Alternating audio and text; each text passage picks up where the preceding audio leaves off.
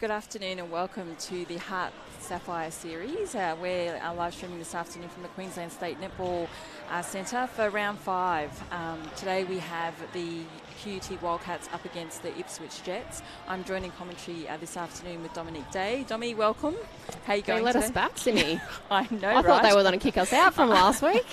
I know, obviously they had no one else on a Sunday afternoon. Exactly right. Fantastic. So what are we looking at today from both teams? Look, I think this is going to be probably the game of the round, actually, Sim, between the Wildcats and the Jets. We're looking at the table at the moment, and Ipswich Jets are obviously on second position and QUT Wildcats in third position, only separated by 6 points. And in this competition, that's really nothing at the moment. No, definitely not, especially considering the Wildcats have had a bye. So they've only played 3 games so far. So, definitely really tight, given that it's round 5 and that leaderboard is quite close up the top. Well, throughout really, but certainly at the top.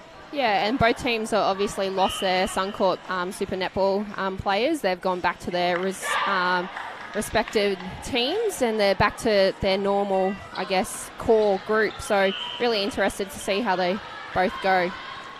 Great. So we see the Wildcats line up today. It's pretty similar to what we've seen so far in the competition, with Tahara back at shooter, Batcheldor at goal attack, a change at wing attack with Grant on, Vava at centre, Fanana at wing defence, Taylor at goal defence, and Tuala at goalkeeper. Their substitutions, Nicholson, Barristow and Mai, coached by Paula Stewart. And we'll just get the Ipswich Jets line up on screen in a moment. Probably very similar in their lineup as well. So we look at goal shooter Lucy Benjamin, goal attack Rosie Baker, wing attack Brooke Hams, centre is Steph O'Brien, wing defence Leah Woolnough, goal defence Siobhan Sherlaw, goalkeeper Bridie Condren. And we look at the subs, Charlie Bell, Michaeli Hosh and Ashlyn Garrett rounds out the subs, and they're coached by the ever so reliant Tracy Jeans Fraser. Yes, and we have the umpires this afternoon is Amber Lawrence and Kelly Porter, reserve Kimberly Foreman. So we see the first centre pass here by Jets. That's a great cut there by Steph, coming up through the middle to release the pressure. Quick play there by Rosie Baker, and Dora's on and already into the action. Yeah, Tuala's been great, I think, for the beginning of the season. She's hasn't been at this level for a few years, but to see her back on court and really dominating has been fantastic. So Sherlaw pretty much just had to stand there and put her arms up for that intercept. Straight to her. Here's that pass over, and Tuala's just got her fingertips to it. So we have a bit of a ping pong game at the moment, just both teams trying to settle into the game. Yeah, definitely. Be great to see how Riley Batcheldor goes today. She had a cracker last week against the Tigers. Yep. She's MVP so far. And for such a young athlete, only 17. Yeah, yep. In grade 12 currently at Helensvale High with Joe Morgan. So she's got a great coach, shooting coach there during the week. But I know Joe will take some of that credit. I was about to say Joe would. But, Riley does a great job anyway. Yeah, yep. Key matchups today, I think, will be Helida versus Steph in the midcourt there. The two generals of both teams. Obviously, Helida's returning from maternity leave, having her second child. And Steph's been ever so reliant in obviously coming back from the Lightning fold and ANL. Yeah, definitely.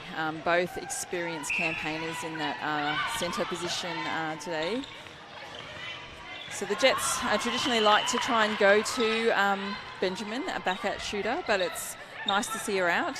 But it does just change up their attack end a little bit with that. Very close there. Yeah, close or short pass. None of the above.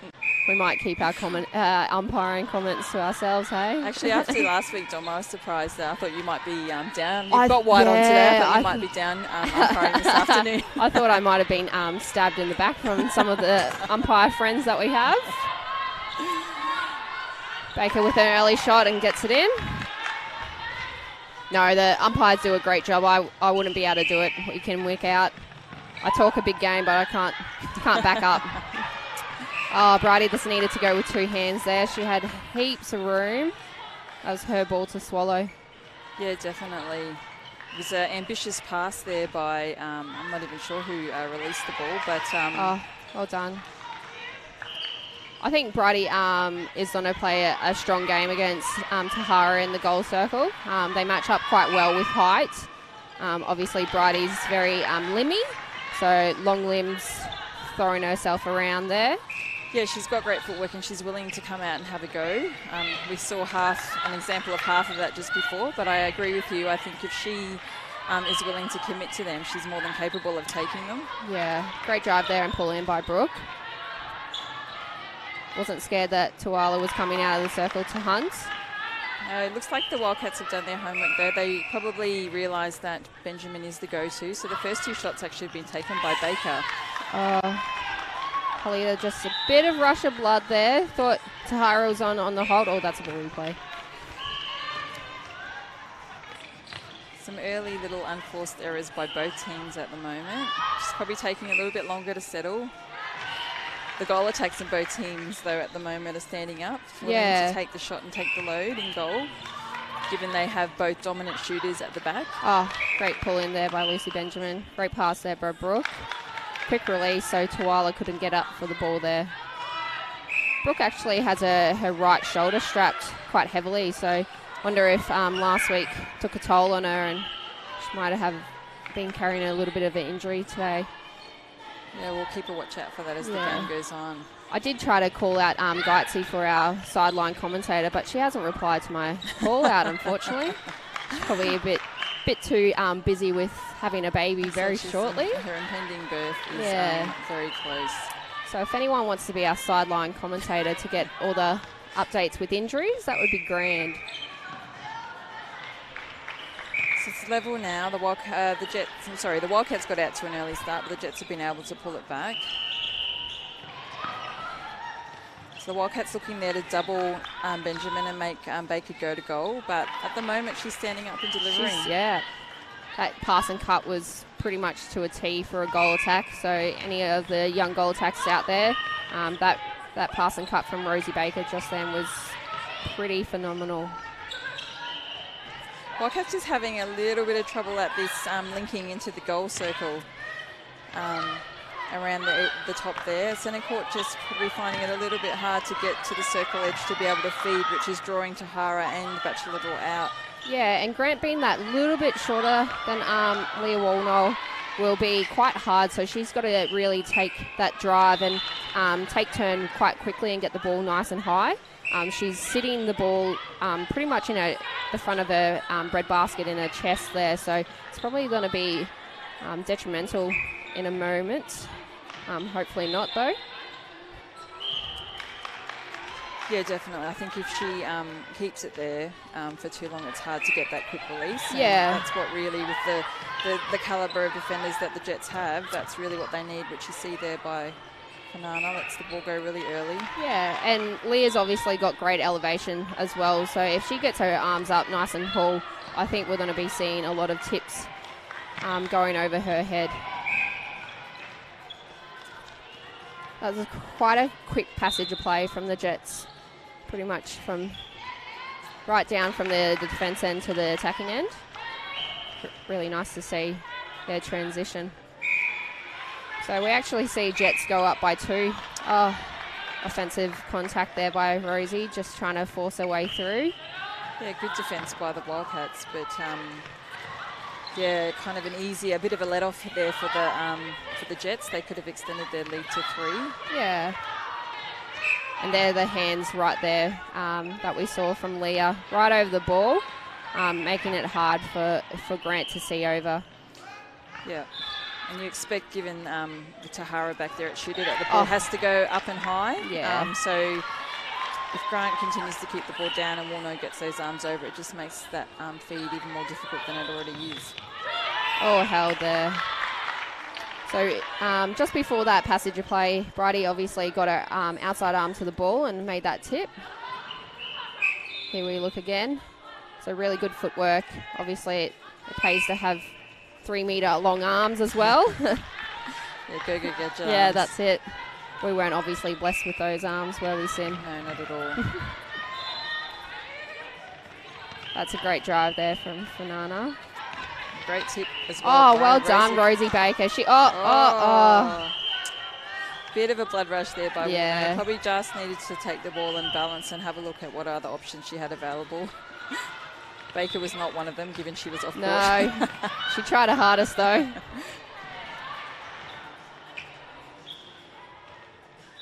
Great shot there by Tahara. So back to even with 6.5 minutes to go. Locked in at 7-all. So obviously both teams are looking to win the quarters as well, being that you can obviously have 2 points added to your tally for a quarter win. Yeah, so bonus points up for grabs for each quarter. That was a great turnover there by Fanana. She was able to get that ball in defence around the edge of the circle, which is a great, again, lesson to young athletes around the circle that you do have an opportunity or you can win ball back.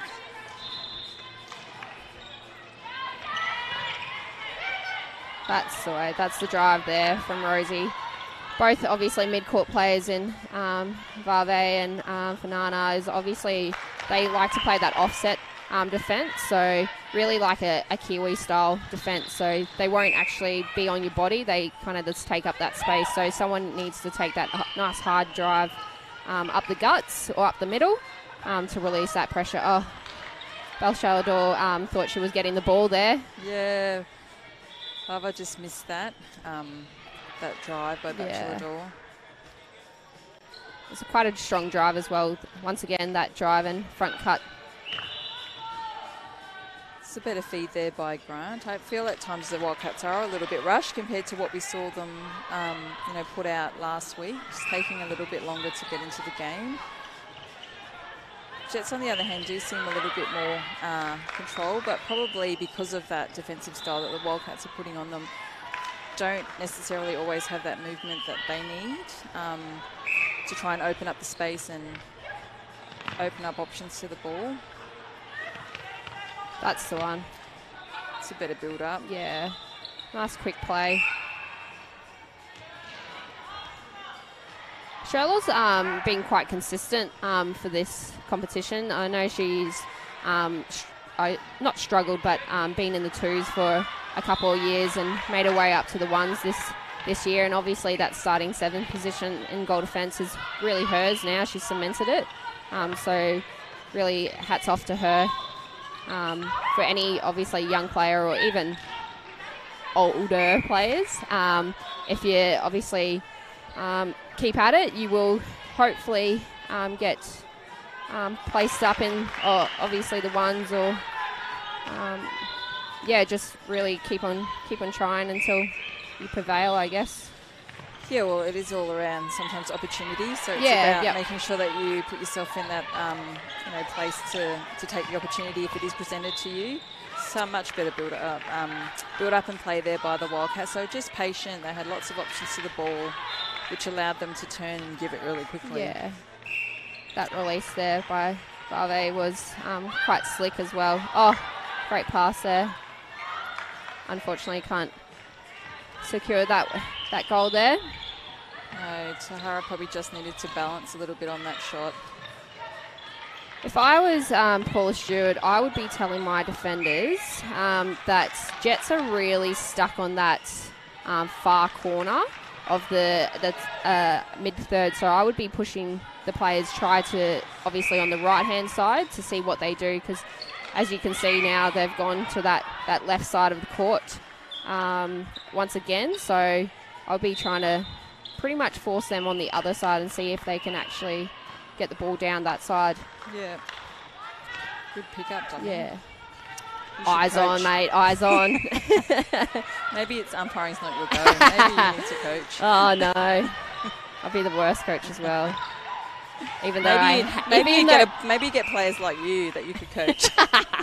I don't think anyone's stupid enough like me. No, even though I hated fitness, I think I would be the coach that if they don't listen or something like that, I would make them run laps. Bachelor Dawes missed a couple now in a row, which is unusual for her, but I think it shows the pressure Yeah, and the definitely. work that she's having to do at the front. Just credit to Shirley in particular, given that's her direct opponent. Great shot there by Lucy. So Jets just extending their lead to 4 with just 2 minutes to go. Great drive there by Baker. There you Good release go. there by Yeah. O'Brien. I thought they were going to Oh, get... well done.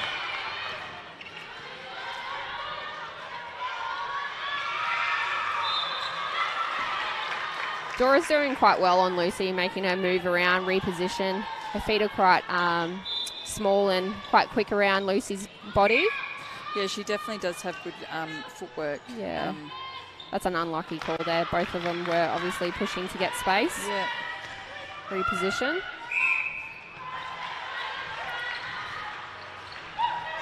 Oh, nearly Brady. Even though you don't get that ball as a defender, what it does do is put doubt into the centre court its mind that you may come. And I think whilst Brody hasn't necessarily been successful, she will put that doubt in and plant definitely. that seed, and also might make the passer hesitate to give it to that centre court on the drive. Yeah.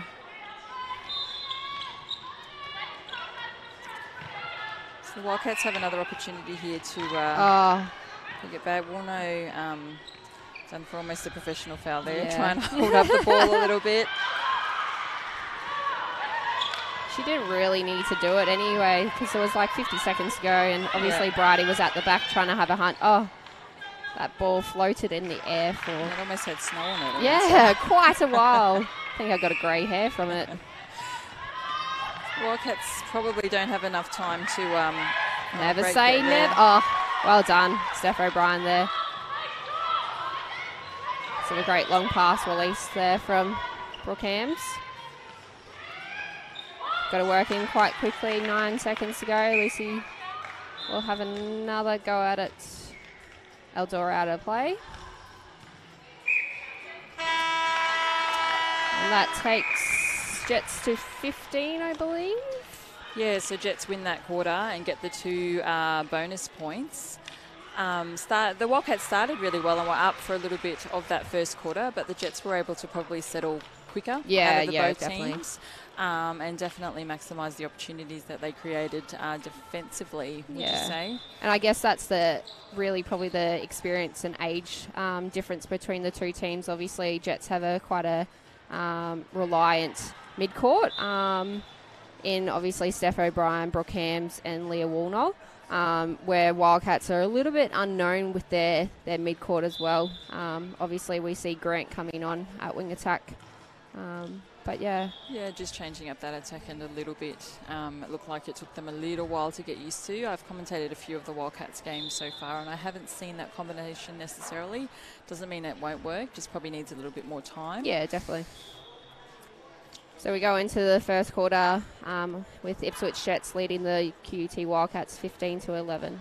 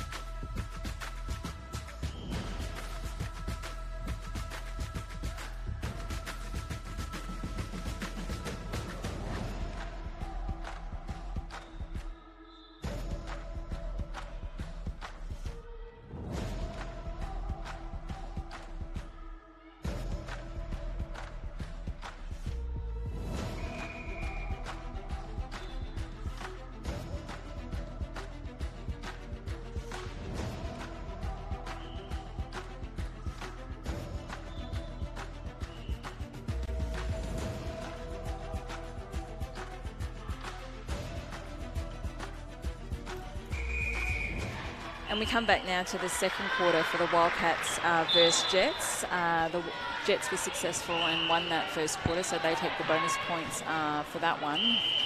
The score is currently 15-11. However, Dommy, how did you read that first quarter from both teams?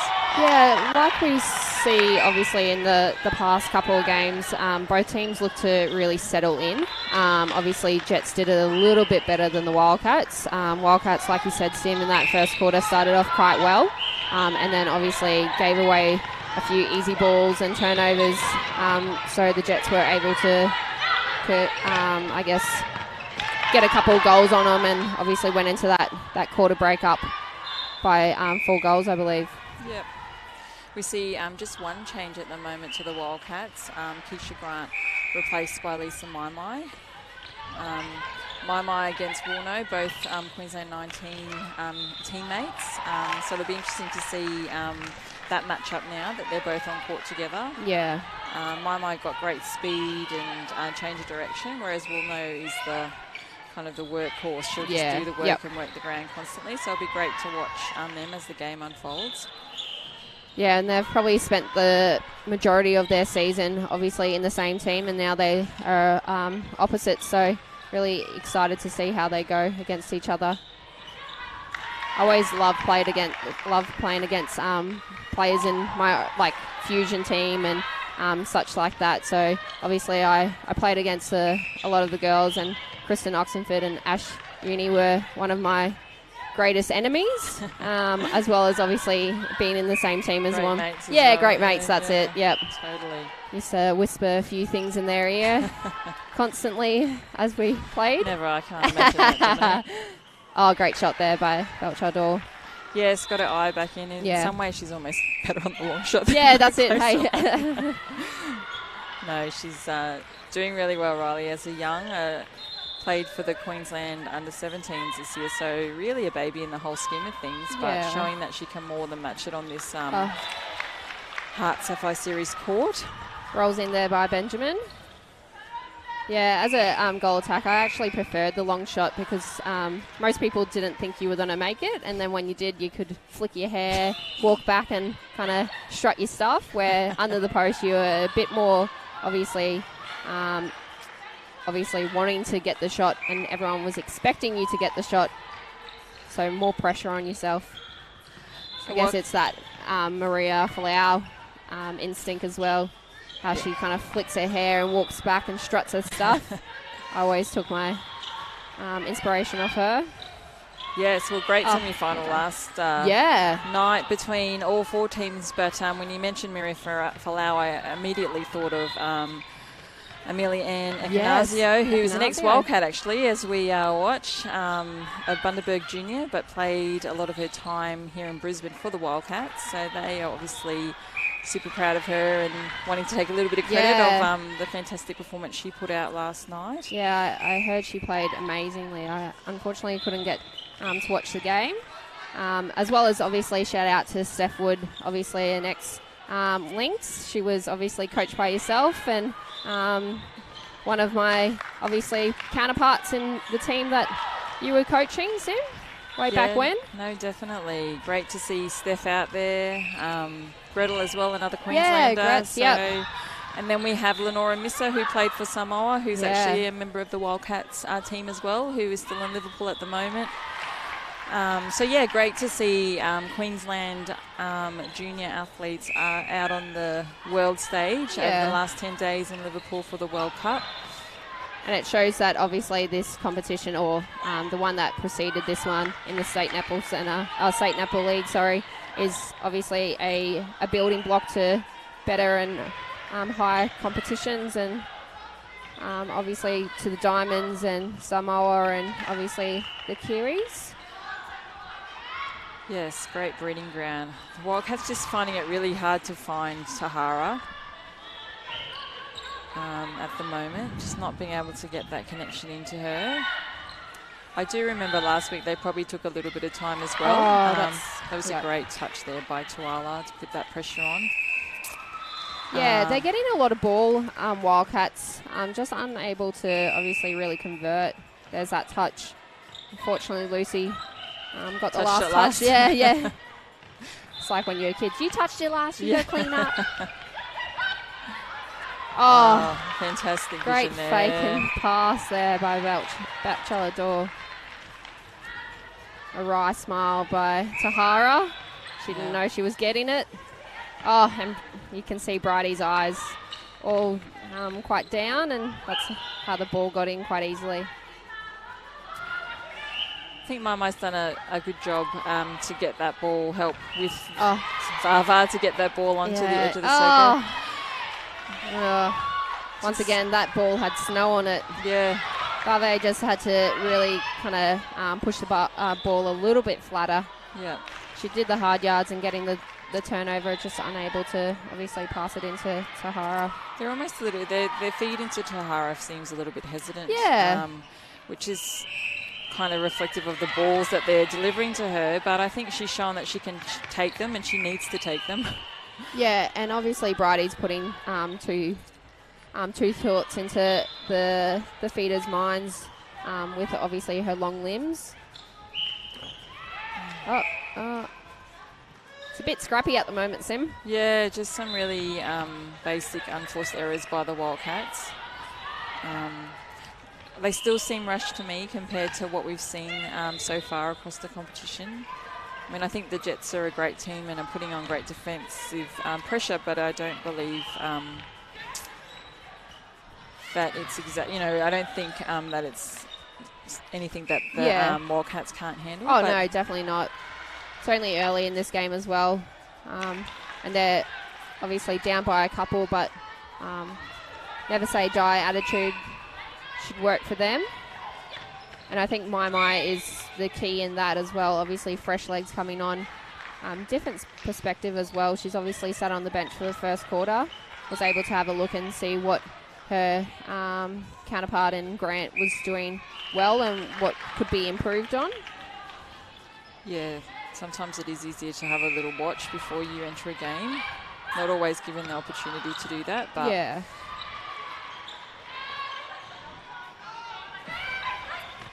Oh, you see that box defence again by the Wildcats, and the Jets probably playing into their hands a little bit, not probably playing through it as what they are capable of doing. Yeah, and as obviously Coach Slash plays self-sim, how would you get out of, that's a great pass there, over the mess. How would you get out of a box defence, or how do you combat that as an attacker?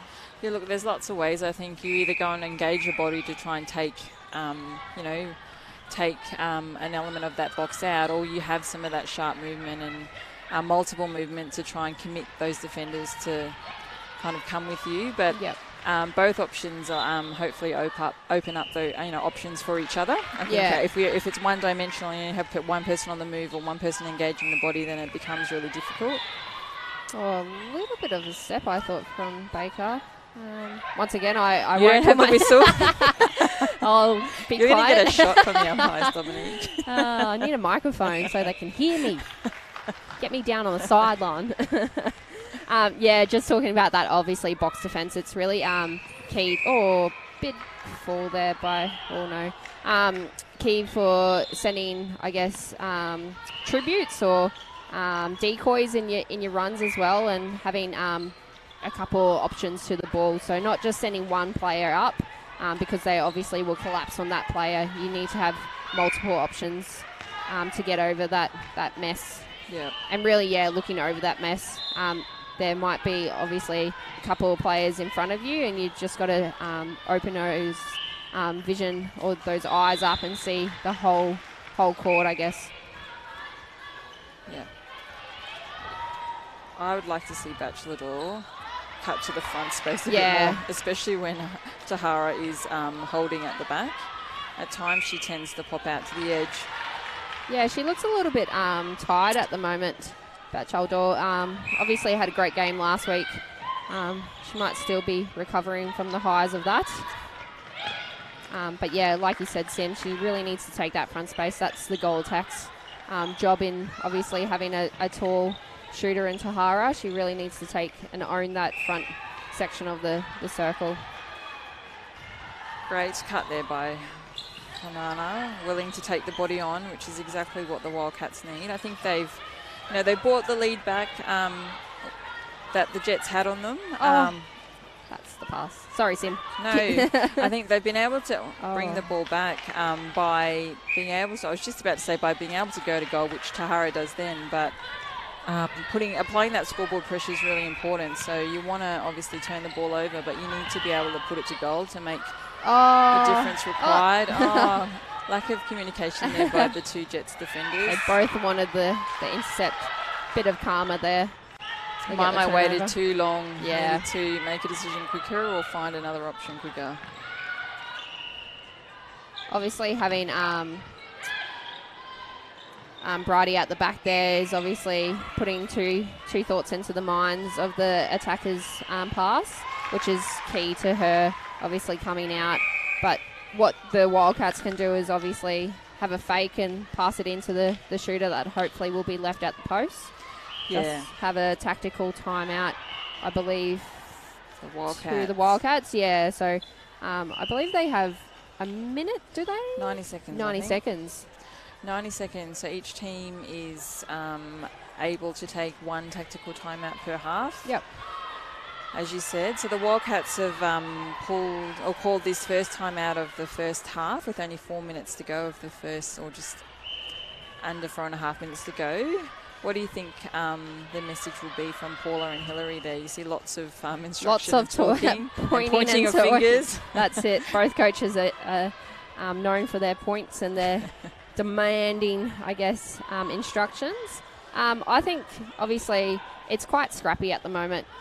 Jets with the experience and the older girls in the midcourt really need to settle it down, take a couple more seconds, and obviously Wildcats are getting a lot of ball, but then just not converting it. So I really think Paula will be urging her players to really make sure of that pass, because they are getting a heap of ball from Taylor and Tuala.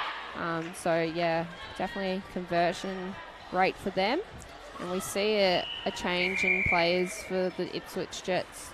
Yeah, so Hock, I think, comes on into centre, replacing Steph O'Brien, who looks like she's gone to the bench. Sorry. Yeah, wing attack, she's gone, and then Brooke Hams is gone to the bench, taking a seat on the pine on the bench. I think Michaeli Hock provides changes up that attacking and defensive line for the Jets, in that she's a taller centre court compared to what you normally would see. And you think, Halida Varves are quite a tall mid-court, but, Hock is definitely, she's got some height to her. And she's, obviously, Tracy Jeans-Fraser is looking for something else in her mid-court. Maybe more of a defensive mid-court. Obviously, Hock has that defensive arms over, where Stefan, obviously, Hams are a little bit shorter, and they probably are more of an attacking mid-court. Yeah. Probably given that the Wildcats have been able to claw this lead up back a little bit, as I say, that they turn the ball over. Jeans-Fraser probably is trying to just apply a little bit more defensive pressure in this Jets back line. Yeah, that build up to the Wildcats pass there was much, much better. Quick ball, quick release. Obviously, unfortunately, Chaldor was just over on the baseline, so obviously throw into the Jets. The Jets extend it to 4 again. Oh, great pass there by Benjamin. Great move by Baker. Yeah. That's good understanding by both, obviously, players. Lucy to hold up the ball a little bit longer. And then Batchelder was obviously the movement on the baseline there to get rid of her player. Baker, sorry. Yep. Getting my goal attacks confused. That's why you're the lead commentator, Simi. No, not at all. Only for this game, Dominique. Tiara did a good job then, just to take the ball and balance and put the goal to, put the shot up. Earlier in the game, we saw her she probably would have rushed that, but great to see her learning. She's learned from that. She was able to take that shot, which is one that they obviously really needed. 2 minutes to go here, and Oh, well great passed. ball there. Yep. Now the Wildcats still have an opportunity to win this quarter, but as time runs out, they'll need to make sure that they are putting their opportunities to goal as much as possible. Lucy's coming out to release the pressure quite well, and she's obviously trying to work her butt off in the circle to get good position after she does it as well.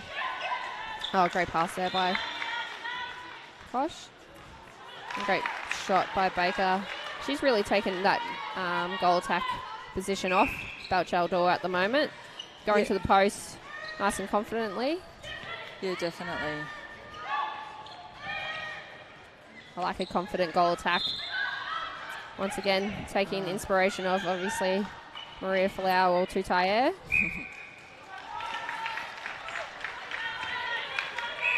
Took them a while to get that ball to goal, the Wildcats, but they did, which is good. It's really opening up at the moment. Obviously, both teams' defensive lines are kind of slacking off just that little bit for the pass to be threaded through. 40 seconds to go. We'll see if Wildcats can convert to a goal here. The timing looks out a little bit, doesn't it? I think that's credit to the Jets, but they probably don't have the Wildcats that flow that we're used to seeing from them when they're able to kind of connect much more quickly. Great shot there by Batchelor. 20 seconds to go. Obviously, Jets will want another goal here. I believe they have. Might be a drawn quarter, this one. Possibly. Drawn quarter means that each team will get 1 point, but the Jets have still got an opportunity to put it to goal. Unfortunately not. So I think, like we were saying, it might be a drawn quarter. Yeah, they were up by, I think, 4 going into that second quarter. So we look here, Tommy, you're on the money. So shared points there for that quarter, probably a reflection, definitely of the way that quarter panned out. I thought the Wildcats were starting to find their groove a little bit, but probably lost it a little bit towards the end. The Jets, on the other hand, were steady. Again, probably didn't make the most of all of the opportunities that they created for themselves, but still looked the more settled team. Yeah. And I think that's reflected in the score while they're still up by 4. And both teams look really spent at the moment. I'm not too sure if it's obviously the change of game time in Sunday afternoon. All of them obviously probably had a big weekend. Obviously being at home or... and preparing for the game, of course. That's right, yeah. Not the preparation that you used to do. Oh, mate, I was too old. I couldn't go out. I was in bed by at least 8 o'clock pre-game. So obviously you see Paula Stewart looking for a change up in her defensive arms from her defence goalkeeper. And then obviously Hillary Clinton Collins there, obviously talking to her, obviously shooter end as well. Great. So we'll just go to a break now as we are at half-time of this game between the Wildcats and the Jets, and we'll be back shortly. Thank you.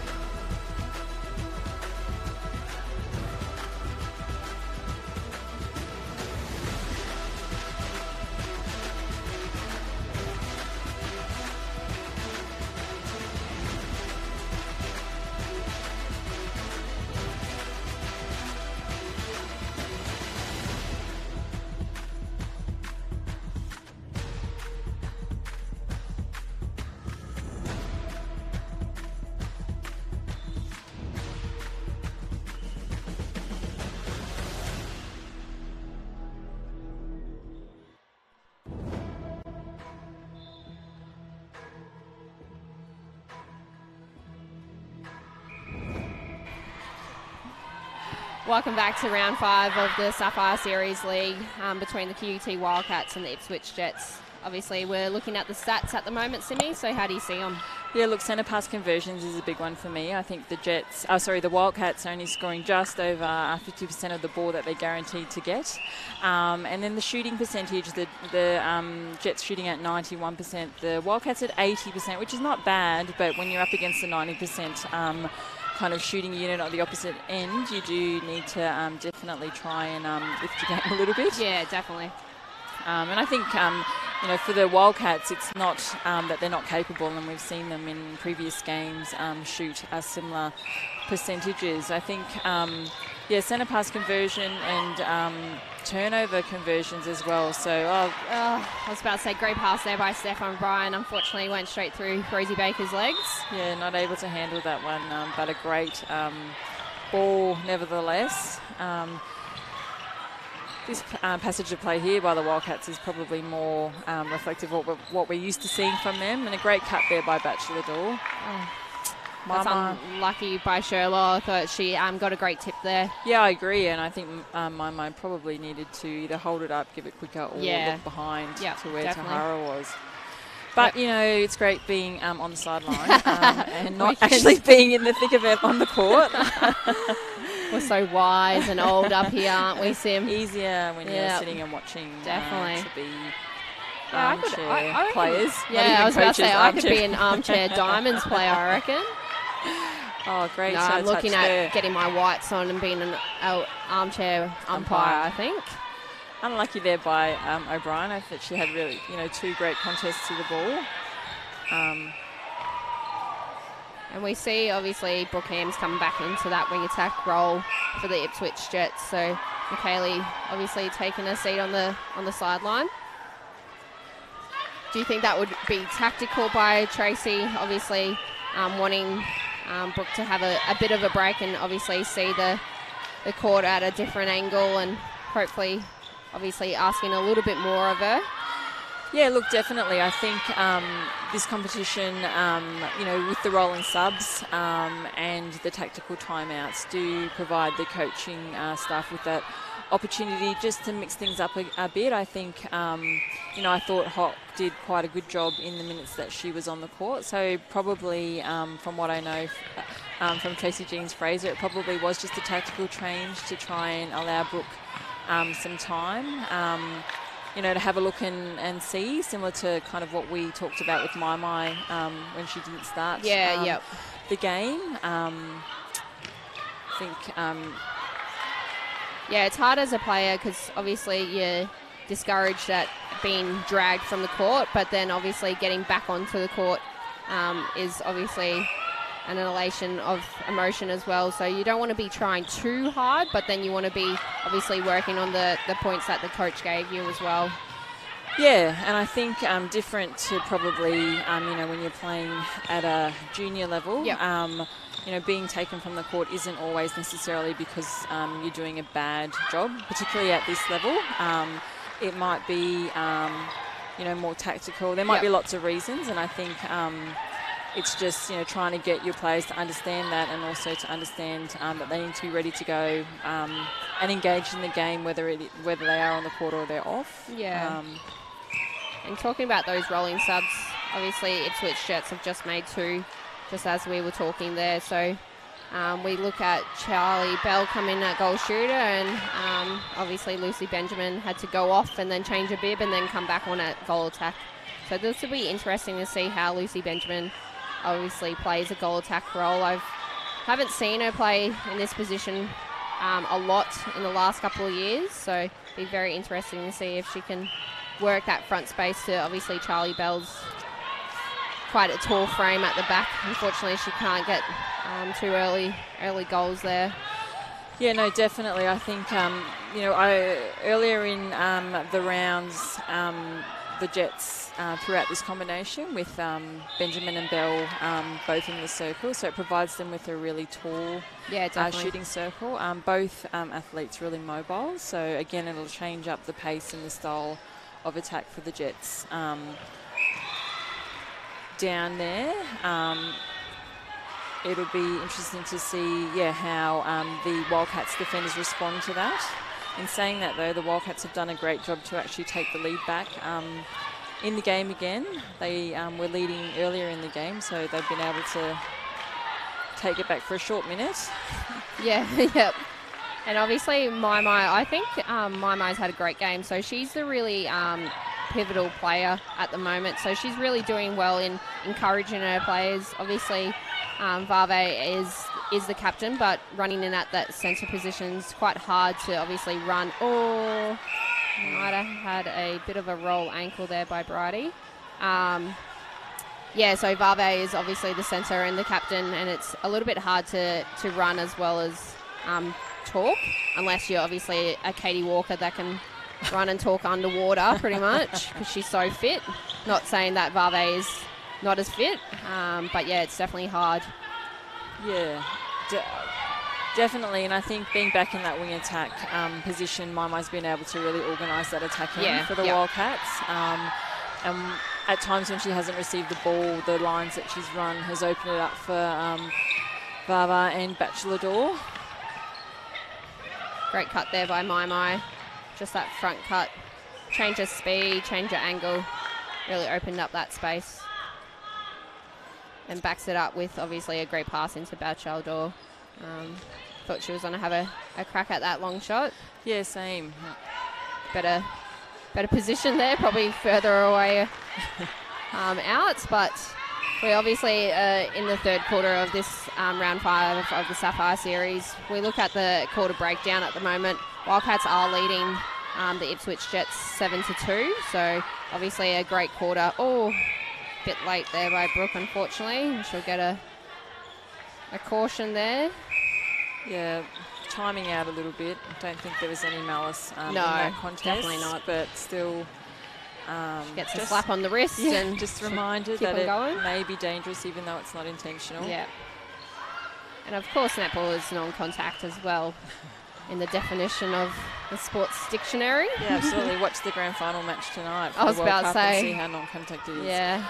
I'll be wearing a mouth guard if I was the Diamonds as well as the Kiwis. And I believe that game, the World Cup grand final, is at 1 o'clock in the morning. So will you be staying up, Simi?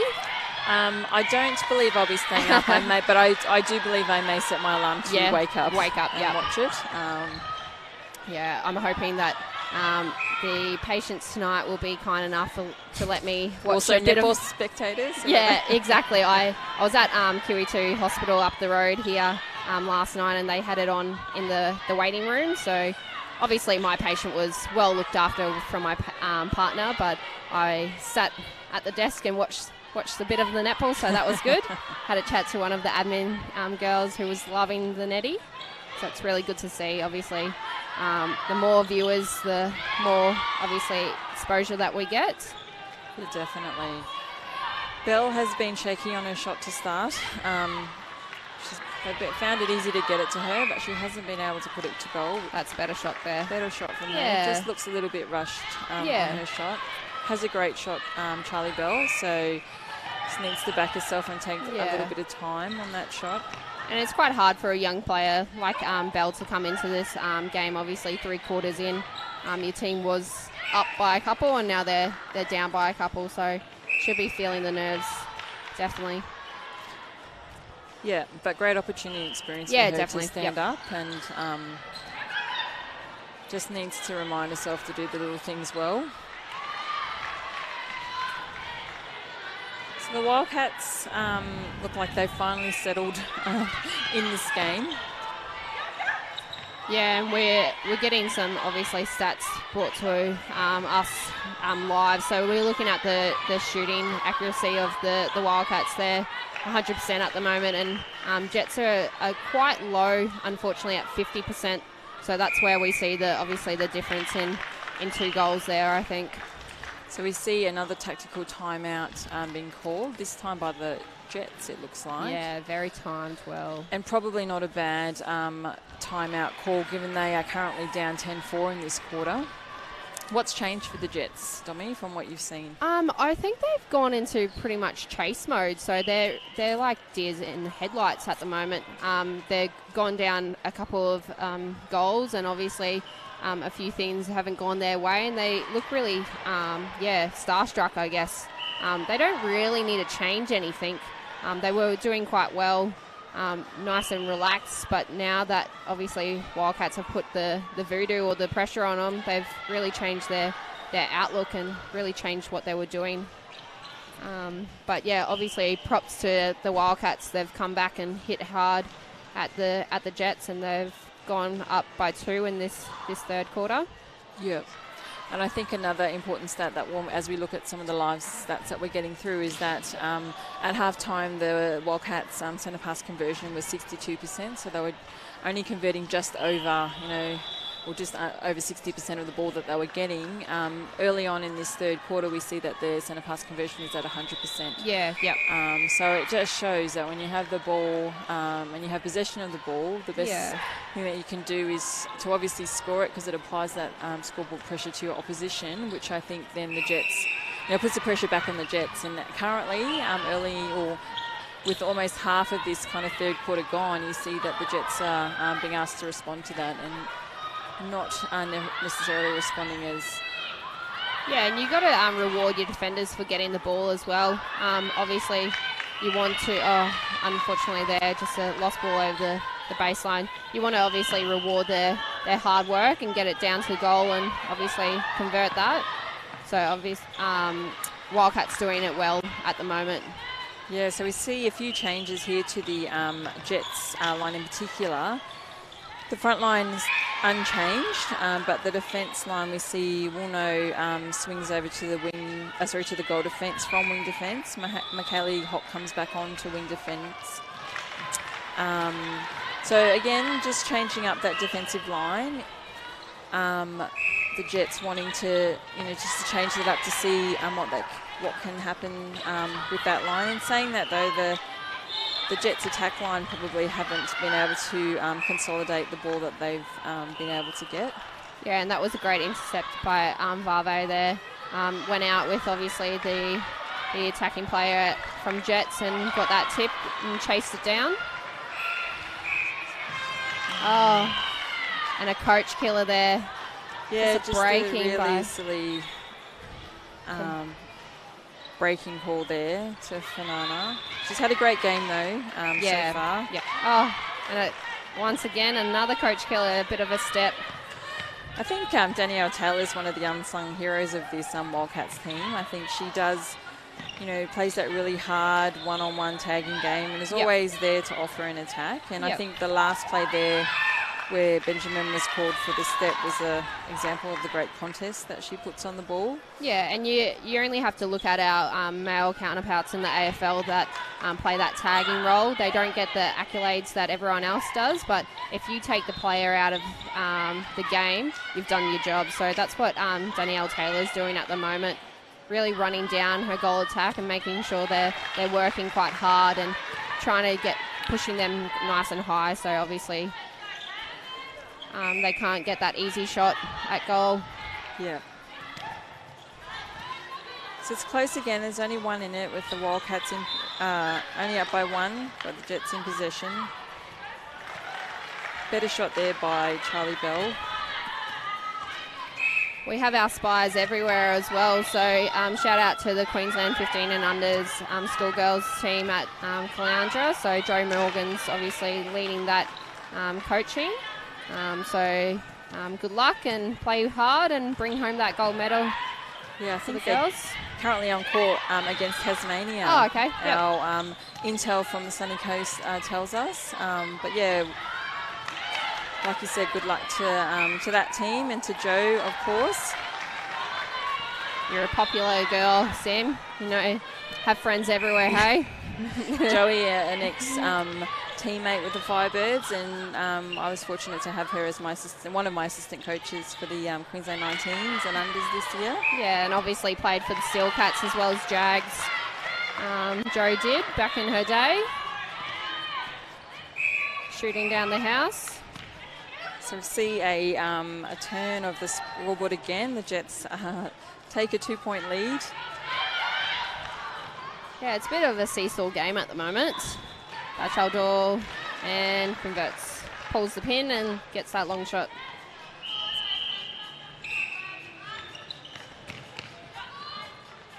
So obviously Jets are looking to make their way down the attacking third of their half.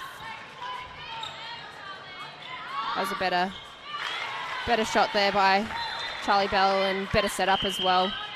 Obviously the two mid-courts out in front were working quite hard with short, sharp passes, and then obviously Charlie Bell popping out for that short ball.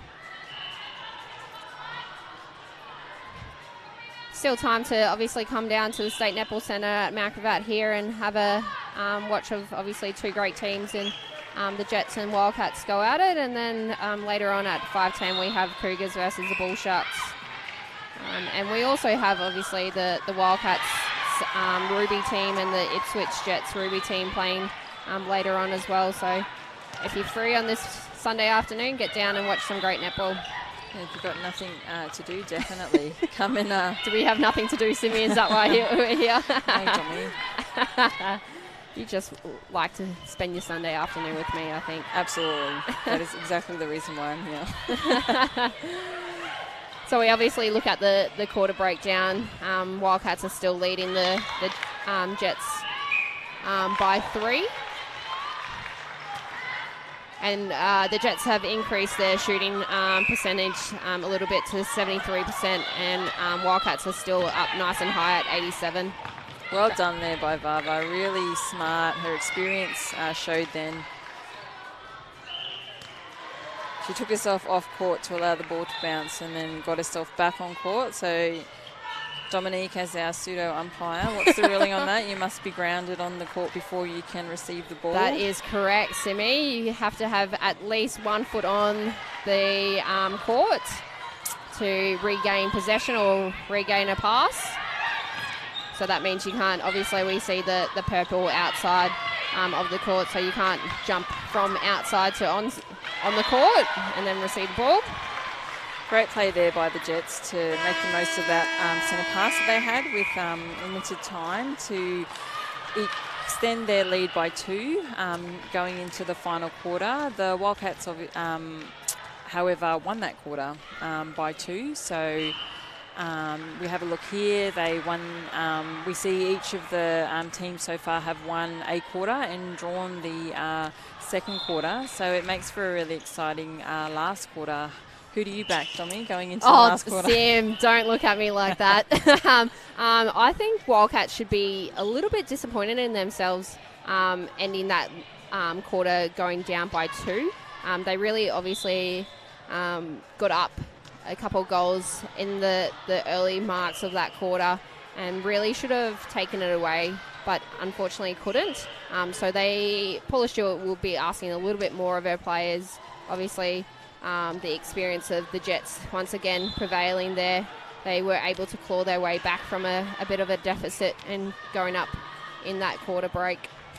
Yeah, and I think the change of the Jets shooting end with Bell and Benjamin in goals probably took the first part of that second quarter to settle, but when they did, we saw that they were able to resume, more of that control that they had so far in the game, and they were finding Bell easily, but also she was rewarding them by being able to convert the ball that she did receive.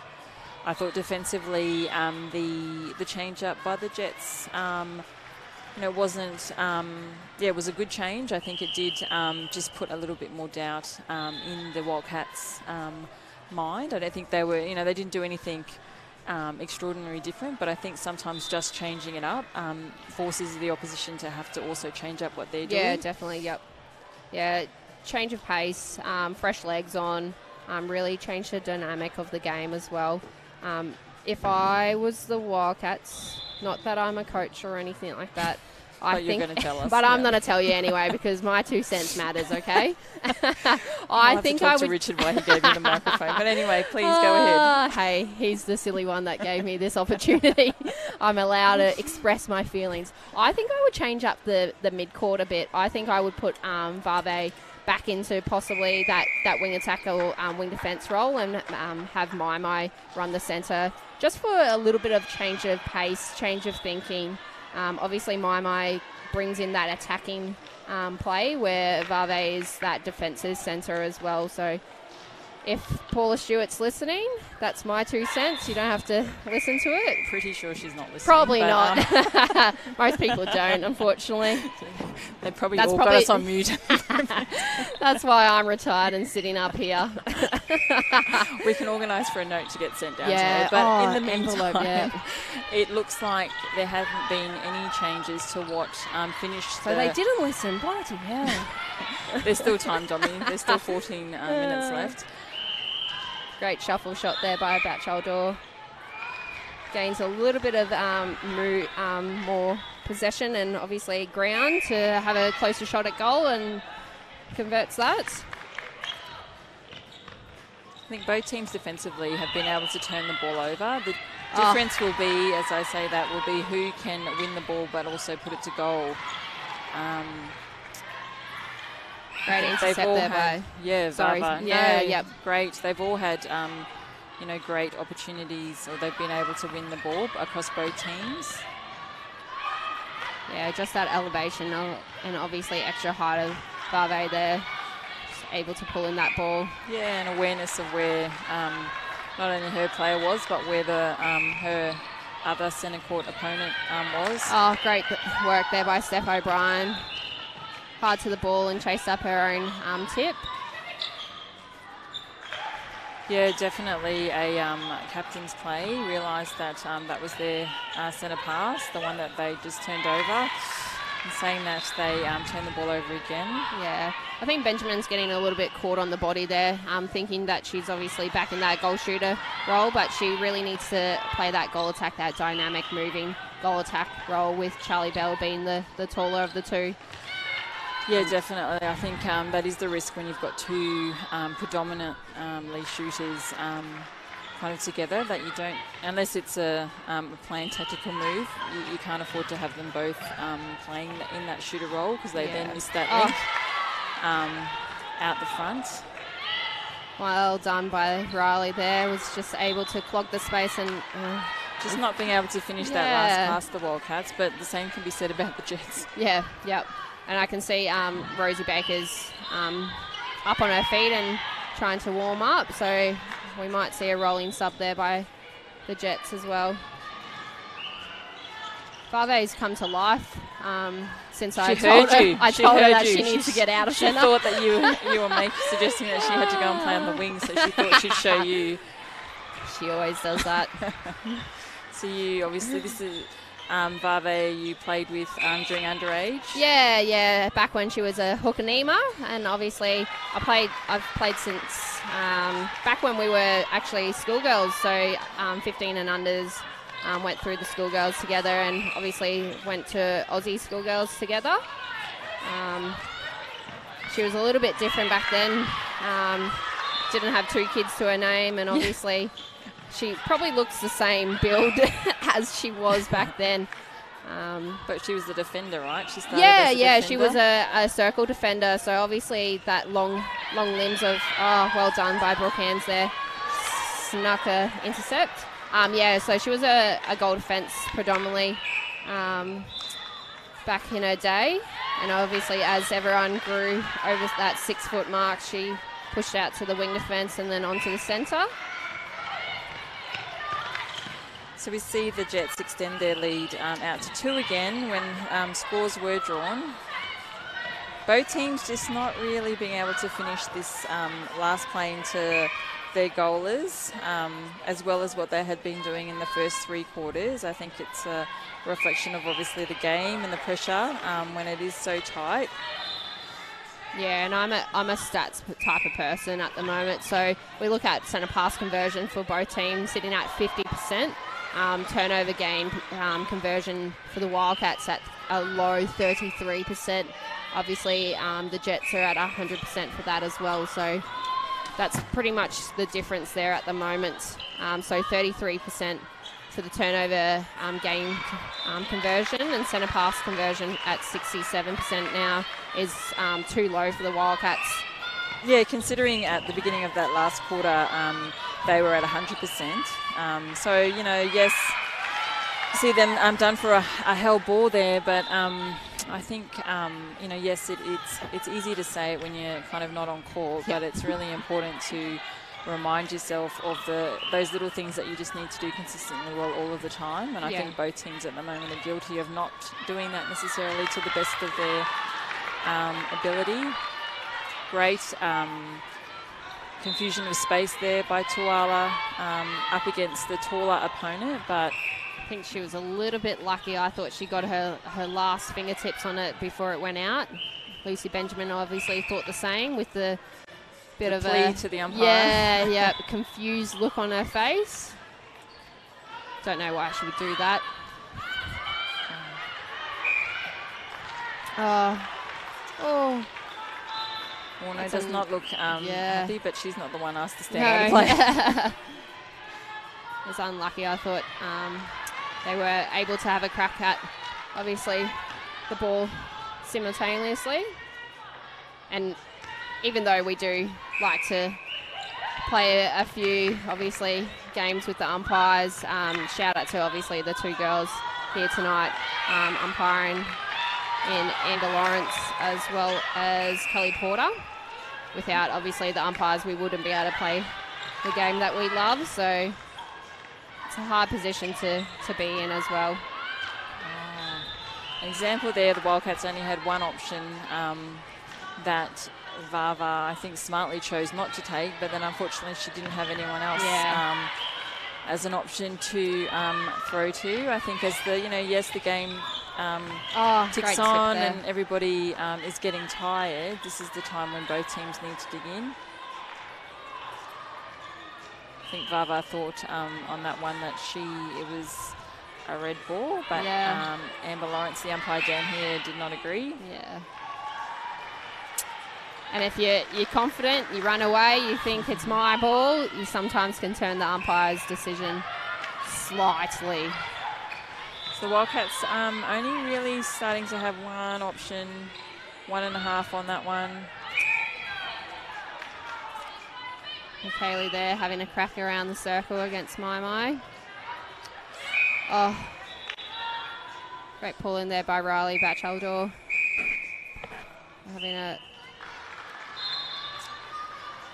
caution there against Condren, fortunately.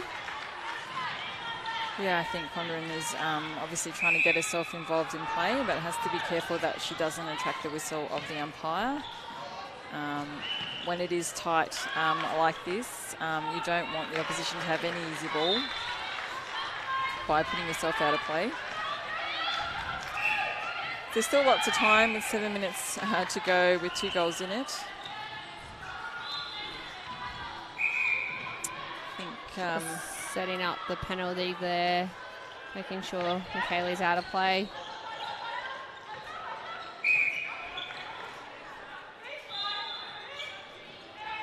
Nice easy ball there, shooter to shooter. Yeah. Haven't really spoke about Tahara too much today. I think Brady's done well in kind of shutting her down. Obviously both are... Oh, really unlucky there by Tuala. Could have gone either way. Obviously, Lucy's obviously forcing her way on that baseline and might have just looked that Dora had her arm out protecting that space. Yeah, Lucy played it up a little bit. But yeah, Tuala just had her arm kind of protecting that space a little bit too much for the umpire's liking. Good turnover there by the Jets. Obviously looking to convert this one. Bava has other ideas. And another contact nice and close to the post. Great shot there by Lucy Benjamin. Takes the Jets to 48 to Wildcats 45 with 6 minutes to go in this last quarter of the Round 5 Sapphire Series League. Probably a good time to shout out to our sponsors as well. Obviously, HART Sport, Mizuno Shoes, Legassic Jewelers, Mount Franklin, Powerade. Once again, without those guys, we probably wouldn't be able to have this competition up and running. Yeah, no, definitely. Very lucky to have such great sponsors on board to support the inaugural season for the HART Sapphire series. Also up for grabs as part of this competition is the Katie Walker Sapphire, sponsored by Legassic, so awarded to the most valuable player chosen for this season. Great, great recognition of a fantastic stalwart of our game in Katie Walker. Fantastic prize up for grabs in terms of a Legassic Sapphire. Yeah. And we get to be in charge of choosing that, Simi. So just me and you. Yeah, that's it. That'd be stupid to do that. I was going to say, yeah, Tuala had that for lunch there. Unfortunately, Danielle Taylor got in the middle of her great intercept. Yeah, probably just needed to communicate that to her. Or equally, if she did, Taylor probably needed to respond. Yeah. And as I said last week, if any of the players or parents of the players want to make a contribution to our thoughts in the MVP votes, we're here until obviously 6:30 tonight. So I'm happy to take change or large notes or whatever you really have, actually. I won't say no. And then you'll see her in jail next week. I've already been to jail, Sim. That's where I got these tats. So we see a tactical timeout here. Focus, Sim. Called by the... I have to get this show back on the road, Dominique. By the Wildcats, obviously down by 6 with 4 minutes to go. It looks like there are some bibs being exchanged. At the moment. We are struggling. All right. Yes, we do. Tactical timeout. Obviously, Jets leading by 6 goals at the moment with 4.5 to go. What do you see Paula Stewart asking her players? Well, I think with the changes that we see on screen, with it looks like Fanana moving into the centre, Taylor out onto wing defence.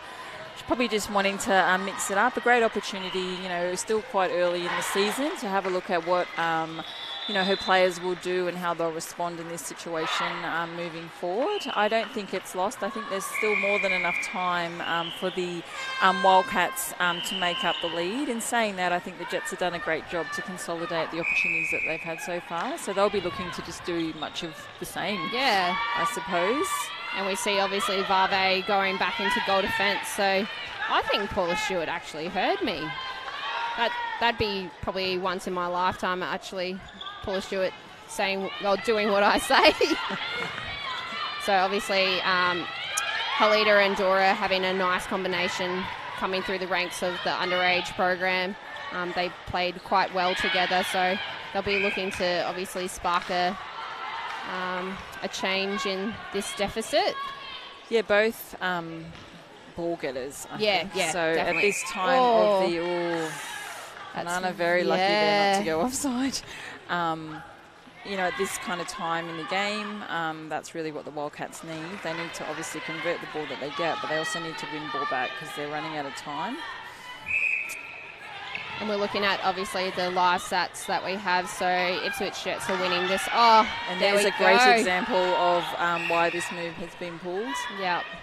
Spark some energy into that goal circle, I think. Quarter breakdown, obviously. The Ipswich Jets are a little bit scrappy. I'll try once again. Okay, quarter breakdown. Ipswich Jets leading 10 to Wildcats 7. So obviously the 2 points, 2 extra bonus points to the Jets at the moment for this quarter. Shooting percentage is quite high for both teams for this quarter as well. 85 to the Jets as well as 88 to the Wildcats.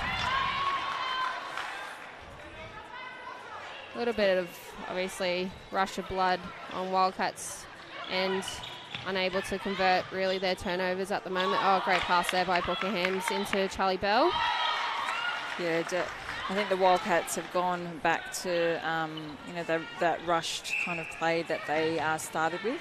to their credit, they were able to settle, but they've kind of reverted back into that, particularly now that the scores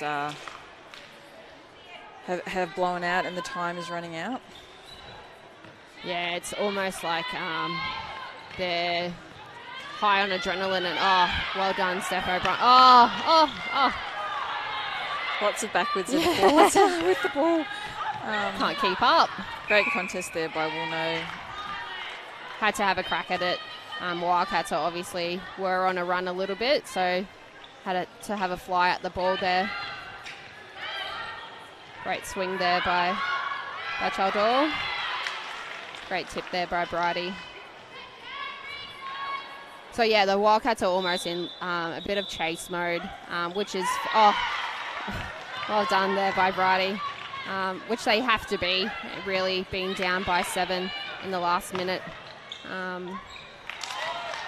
Yeah, I think, the Wildcats will take heart, but they've had more than their fair share of opportunities. I think at times they've let themselves down by not being able to execute those basic kind of skills, certainly under pressure, but even at times when the pressure hasn't necessarily been there. That was a great vision there to let that long ball go. Dominique, I thought you were going to put your finger through the screen. You were pointing at it so strongly. Oh, I just saw it. My eyes lit up, and it was great. Obviously, pass into Tahara, who was left at the post by herself. The Jets have done a great job in just being really calm and controlled when they've had the ball. That last play was a great example of that, and they've been able to find both of their goalers, but in particularly Bell, who is their goal shooter at the moment, really easily and uncontested. The Wildcats, on the other hand, have probably made it a little bit hard for themselves and their shooters, as we see Tahara, doing a really good job to keep that ball in play. But getting yourself out of play from a positional point of view, out of the circle, which is not necessarily where you want your target to be. So with 15 seconds to go, we see Bachelor Door go to post. Yeah, and what do you take from this game for Wildcats to obviously work on for the next week game? Look, I don't think... from a defensive point of view, I definitely don't think that they need to do anything differently. I think they showed that they were able to win the ball back quite consistently throughout the game. I think in attack at times, like we've said, they were a bit rushed and probably were unsettled and didn't necessarily execute those basic things under pressure. But I think if I was Paula Stewart, I wouldn't be, not all is kind of lost. I think there's lots to work on, absolutely, but they more than showed that they're capable. I think the score of, 8 in the end probably doesn't reflect how tight the game was. No. But in saying that, great, credit to the Jets. They took their opportunities when it counted, particularly in the last bit of that game, and they were rewarded with the win today. Yeah, and just something that I picked up on the Wildcats last quarter, obviously turnover gained. Conversion was down at 29, so you really can't win a game with that low percentage there. So they just need to work on that flow of the game and that conversion rate, because that really probably let them down in the last quarter when they were up at quarter break. So yeah, but props to obviously the Ipswich Jets coming out with a convincing win. So we're just looking at obviously the quarter breakdown for the whole game. So the Wildcats obviously winning one quarter, drawing 1 and losing 2, and obviously Jets winning 2, 3. Is that no 2? 2. My eyes are going from me. And then obviously drawing the 1 as well. So Jets will be looking quite comfortably on the top of the ladder at the moment. So obviously the Cougars are yet to play against the Bull Sharks here. But, yep, as we see, Ipswich Jets are leading the competition at the moment with 65 points. And then we look at Brisbane North Cougars, QT Wildcats sitting 3rd, USC Thunder after their win against the Northern Rays, Carina Leagues clubs, Tigers, Bond University Bull Sharks, and rounding out is the Northern Rays. Obviously, shout out to our North Queensland girls. Obviously, they're looking for a sponsor to still participate in this competition. So if you or a family member or someone you know can help out the girls, get in contact with their head coach, I believe, to ensure that the Northern Queensland netball is not lost, I guess. Yeah, definitely. We definitely need that pathway up in North Queensland to exist. We see athletes like Kimberly Jenner, Cara Cohen, who are all products of North Queensland. So we want nothing more to make sure that they have that pathway to remain in the competition. So we definitely encourage anybody that has any connections or knows of anyone that might be able to support the team, because we definitely want them to remain in the competition. Or if anyone won the lotto during the week and able to spare a couple of million, that would be handy as well. I'll take a pay rise. So we see the Jets on screen here, obviously very happy with the results today. I think they'd also be happy being able to run out that combination with Benjamin and Bell for a half against, great... an equally great defensive line with the Wildcats this afternoon. So they'll take heart from being able to not only get the result, but to also be able to test some of those new combinations as well. I think we saw a number of players on both teams, take the court with the Jets introducing Michaeli Hock at different times and Rosie Baker starting the game. Similarly with the Wildcats, we saw them use their bench a little bit, probably not as much as the Jets. Yeah.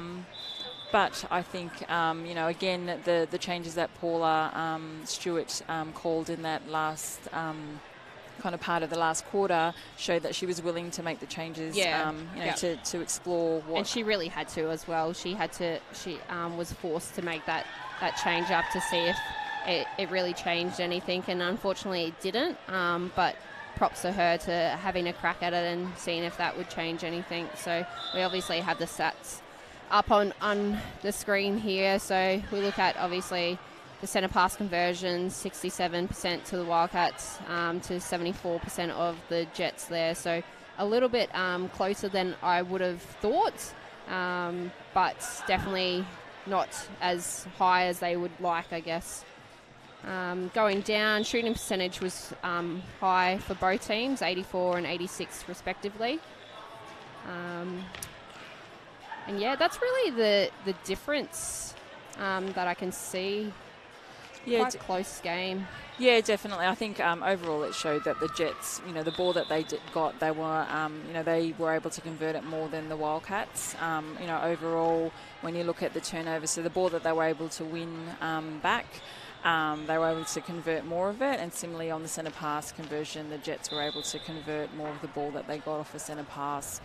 I think that probably is the difference between both teams today. I think both teams, when you look at the turnovers they had, were pretty equal. The shooting percentage was pretty equal. We saw a quarter that was equal. So I think just some of those key moments for the Wildcats that they'll be, looking closely at and thinking what they can do better, to make sure that they maximise those opportunities when they create them. So we're going to take, if we have a look at the other results for round 5. So we obviously see that the USC Thunder got the win over the Northern Rays 56-44. We just saw that game, Jets between the Jets and the Wildcats 56-48. And if you would like, join us at 5:10 between Cougars and Bull Sharks. See you then.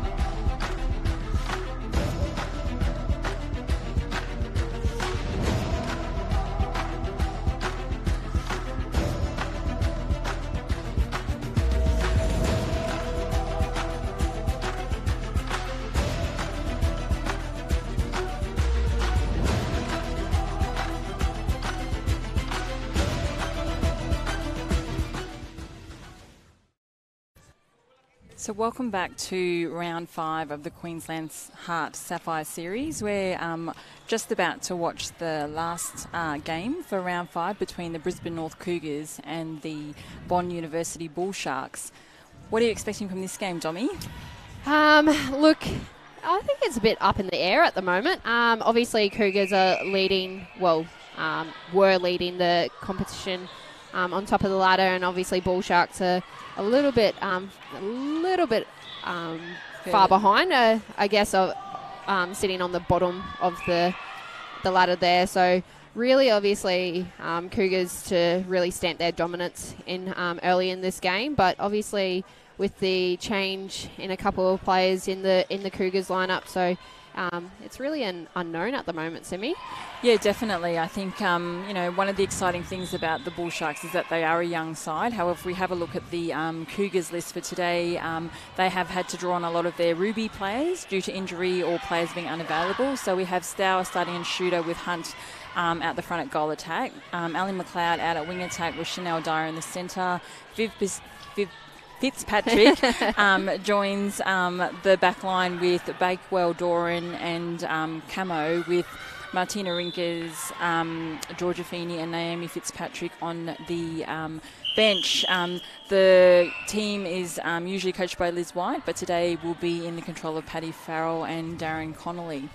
So we're looking at, obviously, the Bond University Bull Sharks in shooter is Olivia Dykstra. Goal attack is Leah Puer. Is wing attack Riley Burns. Centre Jada Gaffer. Wing defence Kristen Oxenford and captain. Goal defence Jonte Stratum. Goalkeeper Shanae Grant. And we look at subs Abigail Houston, Peter Coles and Casey Collins.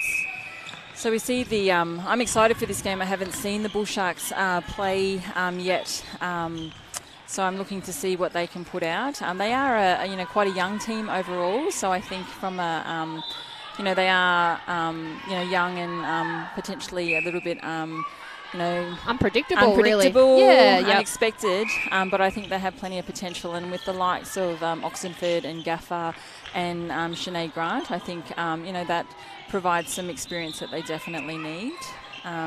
The Cougars, on the other hand, are probably more experienced across the board. However, have a number of players missing from their usual lineup today. Yeah, and that was a confident shot at goal from Hunt there.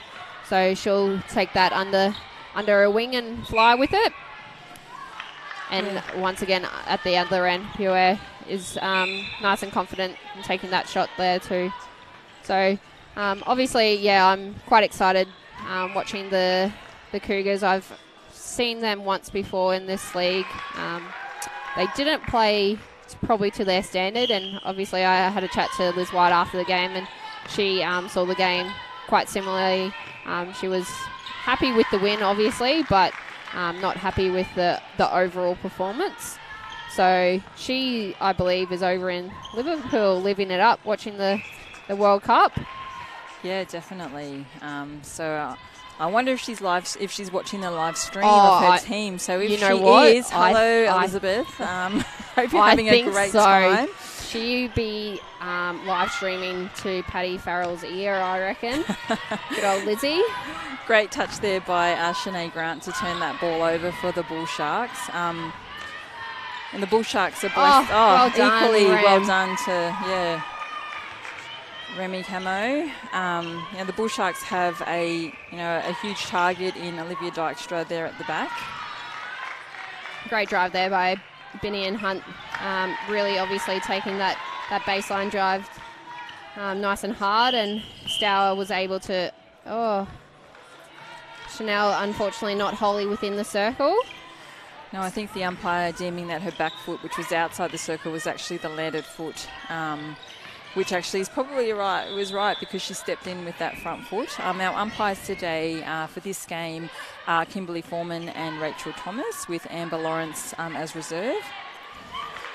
Great shot there again by Olivia Dykstra. Olivia called into the Queensland 19 and under fairly late, I suppose, into the squad, and did a great job to make the team. Oh, so yeah. Sorry. No, sorry, I saw that. Call for contact. There is also a basketballer, so having Yeah. to adjust a little bit to not being able to hold I was about to say her position Yeah. the way that you are allowed to in basketball. Yeah. But great to see her teamed up there with Leah Pue, who was in the team with her for the Queensland 19s. Yeah, and she really, obviously, Daisha really hooked her arm around Remy at the back there. So, obviously, a little bit too suspicious on the umpire, and umpire was able to pick it up. So, needs to hide that a little bit more if she wants to get away with it. Or maybe not do it. Oh, yeah, either way. Oh, the hops from Binney and Hunt there. Yeah, great elevation. Great take. Nice and strong through those legs of hers. And that's why she gets up nice and high.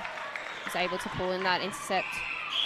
So similar to the last game that we just watched, both teams in this game, taking a little while to get settled in. Both having early opportunities and not being able to capitalise on them straight away. Oh, we see another turnover. Killers, yeah. Great for the Bull Sharks, not so great for the Cougars being able to give over kind of both of their centre passes. Great shooter pass there. Very lucky to get away with the throw-in to the Bull Sharks. Dykstra probably just needed to go to the post on that one. She was passing to Pue, who was actually behind her, so further away from the post, and she has a height advantage in there to try and out-rebound if she isn't successful in her attempts. Yeah, and obviously Cougars are sometimes known for their poor starts sometimes. So obviously getting up 5 goals to 3 early in the quarter was quite a good start, but Bull Sharks have reined it back to 5 goals all, and great rebounds there by Dykstra. Nice and strong under the post. So that'll be coming back from her basketball background as well to box out and really rebound nice and hard under the post to get the crumbs if Pue obviously misses the shot.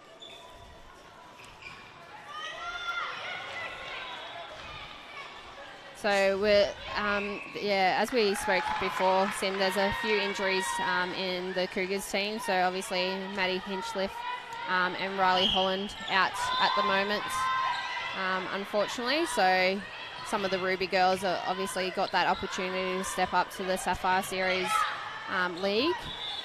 Which is great and exactly what the competition is designed to do. So, wonderful to see some of these Ruby players out on court for the Cougars tonight. Great drive there by Ali, and great pickup as well. Ali obviously hails from Townsville as well, so another North Queensland product. Obviously moved down to Brizzy for university as well as netball opportunities. Yes. And actually, in the last game, Rosie Baker is another Townsville product. Yeah, so great, great kind of examples of why it's so very important to have, that pathway up in Far North Queensland to give, these players the opportunity that they deserve, and they've shown that they can more than match it with their kind of southern counterparts. Yeah. Yep. And obviously, Bakewell Doran was the MVP of last year's State Netball League, in the grand final. So, and obviously was a training partner with the Queensland Firebirds as well. So, should be looking to have another great season. Yeah, and up for grabs this season is the Katie Walker Sapphire. So I think Bakewell Doran as well as probably all of the players in the Sapphire Series will be looking to take the honours for the first Sapphire, Katie Walker Sapphire the year. Yeah, and that was great. Sorry, Sim, that was a great hands over by Remy there and got that tip. Unfortunately, couldn't rein it in. And Pue will have another shot at goal with Remy out of play. Yep. Both players out of play, unfortunately. Easy shot at goal and makes the shot. So Bull Sharks take an early lead by 1 goal in this first quarter of the Round 5 Sapphire Series League. So the Bull Sharks are doing a good job here to make sure that they're covering the movements of the, the Cougars goalers. Great shot there by Stour. They're moving a circle compared to probably the Bull Sharks circle where they do have the tall timber at the back in Dykstra. And saying that though, Dykstra is very mobile for a taller athlete, and she's willing to get on the move if needed. Yeah. And speaking of homegrown talent, I guess obviously Mia Stowers hails from Toowoomba as well, so it's not all us city slickers or Gold Coastites playing. No, definitely. Shanae Grant as well. In keeper for the Bull Sharks is a regional player from Emerald, I believe. Yeah, I think, she hails from out west. There we see her on shot over the ball there of Binion Hunt, who scores the Cougars' 10th goal for the game. Binion at the moment is by far the dominant shooter in that Cougars line, taking the majority of the shots, which is great to see as a goal attack. Yeah. And you don't normally see that either. You normally see, obviously, that strong shooter taking majority of the shots at goal, just because they don't have to run as much. I'm not saying they don't run at all, but not as much as obviously a shorter goal attack. It's a great contest there by Chrissy Oxenford. And a great one there by Stridham as well. That put the pressure and meant that Hunt wasn't able to keep possession. Yeah, and it was a little bit of a poorer pass to Binion Hunt. Unfortunately, couldn't catch it with her knees there and hits her knees and goes out. However, the Cougars are let off the hook there by the Bull Sharks, giving them back possession in a misunderstanding it there in that last passage of play. Yeah, and obviously Viv Fitzpatrick gets the nod at wing defence as well, which is she's a Ruby player as well. She's been, I believe, training quite hard as well, so she gets the nod at wing defence. There's obviously two other Fitzpatricks in the Cougars fold as well, so Naomi on the bench here is the older sister, and Ingrid as well plays for the Ruby team.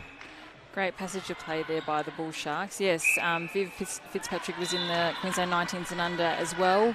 So we've got lots of players that were in that team on the court this afternoon, with Pue, Dykstra and Fitzpatrick, and Riley Burns in at wing attack for the Bull Sharks was in the Queensland 17. So again, a great testament to this league that we have experienced players like the likes of Chrissy Oxenford and Chanel Dye, who have been seasoned campaigners at this level for many years here in Queensland. But we also see some of the up-and-coming talent that are coming and pushing for spots and future spots. It's great to see all of them on court, today. Yeah, and I tease Chrissy Oxenford quite a lot. She's going to have a lifetime membership before the age of 25 to the Bull Sharks, or the Gold Coast team. So obviously before the Bull Sharks there was Jags, and she's been there since she's about 16, so life membership to her very shortly. And on the other end, obviously Chanel Dwyer's been in the Cougars fold for quite a number of years, had a break going over to New Zealand to try a hand at getting into the league over there. And then came back and obviously continue with the Cougars as well. And the Sunshine Coast training partner, I believe. Yeah, yep. As well as obviously Binny and Hunt with the Lightning team. Both players training partners. A little bit of a miscommunication. Binny and Hunt. Umpire missed the touch there by Sinead Grant, but you got to take those opportunities. So hopefully the Bull Sharks, who have actually created lots of opportunities for themselves, are able to reward their defenders by putting it to goal. That was a great effort by Burns there to keep that ball in, and equally, a great effort by Dykstra to take that ball really strongly to keep possession.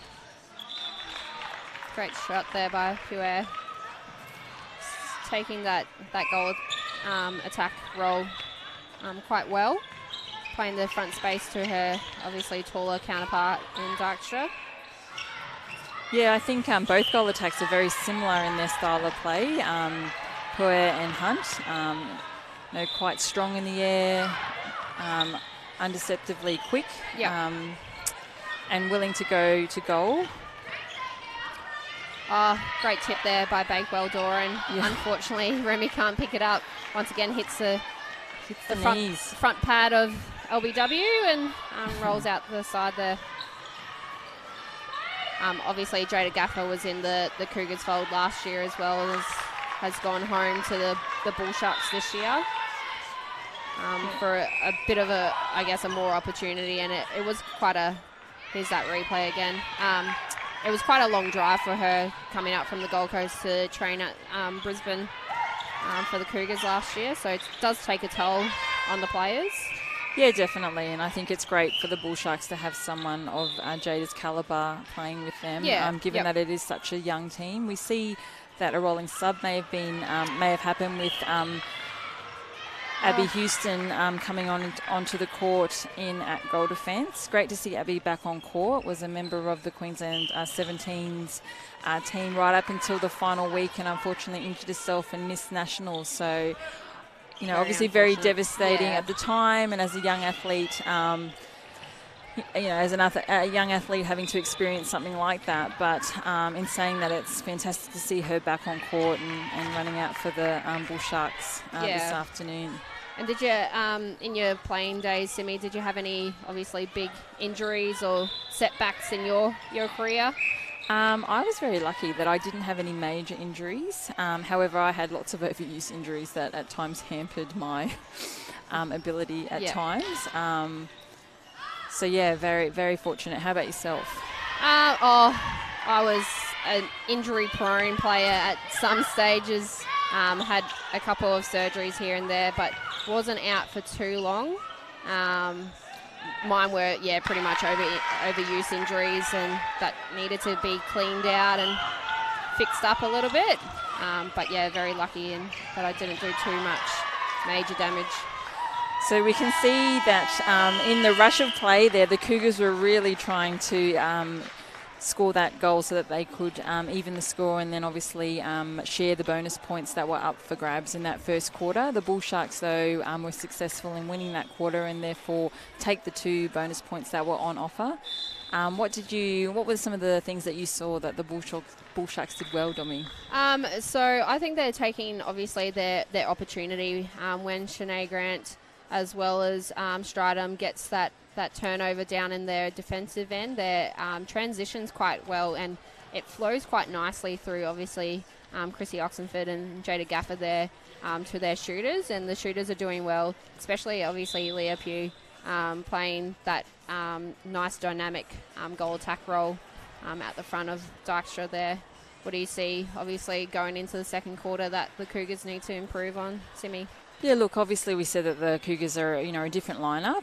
However, in saying that, they won't want to use that as an excuse. I think that they've had lots of opportunities as well. And at times it's been that last pass or, the last shot. And when their defenders have done a great job to scramble for the ball, just making sure that they've got a Cougar kind of dress around there to pick up any scraps. I don't think, 1 goal is nothing really in the whole scheme of things. Obviously, exactly right. They would have loved the bonus points, but I think they've had a lot of them to date, so they're not going to be too worried. I think, if they just keep working through the game, I think that they will definitely get better. Their shooters showed that when they were able to get them the ball, they were rewarding them with the goal. So I think they'll just be wanting to make sure that they're working for those little efforts across this next quarter. Yeah, we'll take a short break and join us back for round 5 of the Sapphire Series between Cougars and Bull Sharks.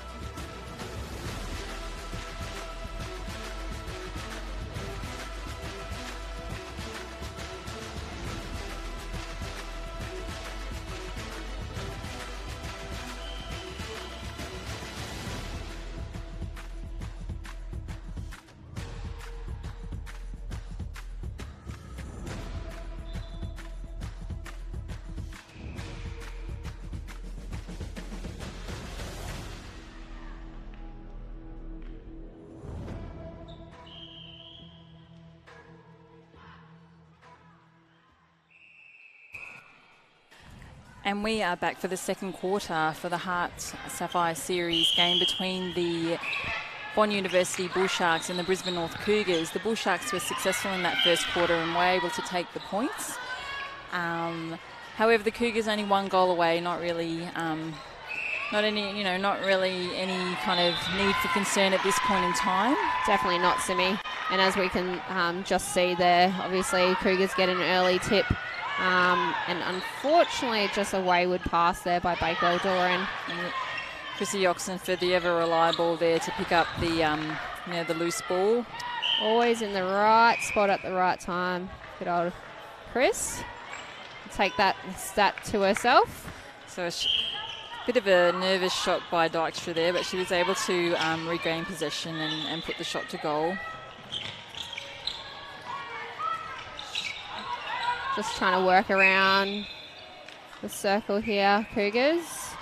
Yeah, doing a lot of work. I think the Bull Sharks defenders are doing a great job at making sure that they cover those efforts.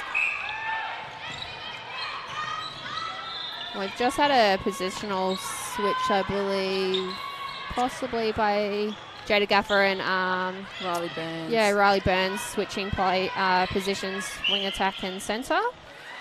Yes, Riley Burns, like we said, lined up for the Queensland 17s and unders this year and was nationally TID'd, so got to go down to Canberra a few weeks ago. So it's great to see her out on court, and she will really benefit, after this season in playing with Gaffer and Oxenford, both such experienced campaigners. I think Riley's going to have a great time playing with them and learning from them.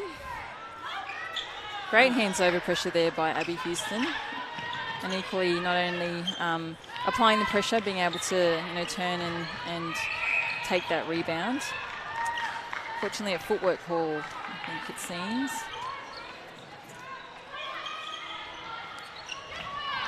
So Ali McLeod's obviously unorthodox, and with that left-handed, really quite a strong shoulder pass, and she does this hook pass that most players won't be able to control, but really gets it around the body and steps around and takes her player on.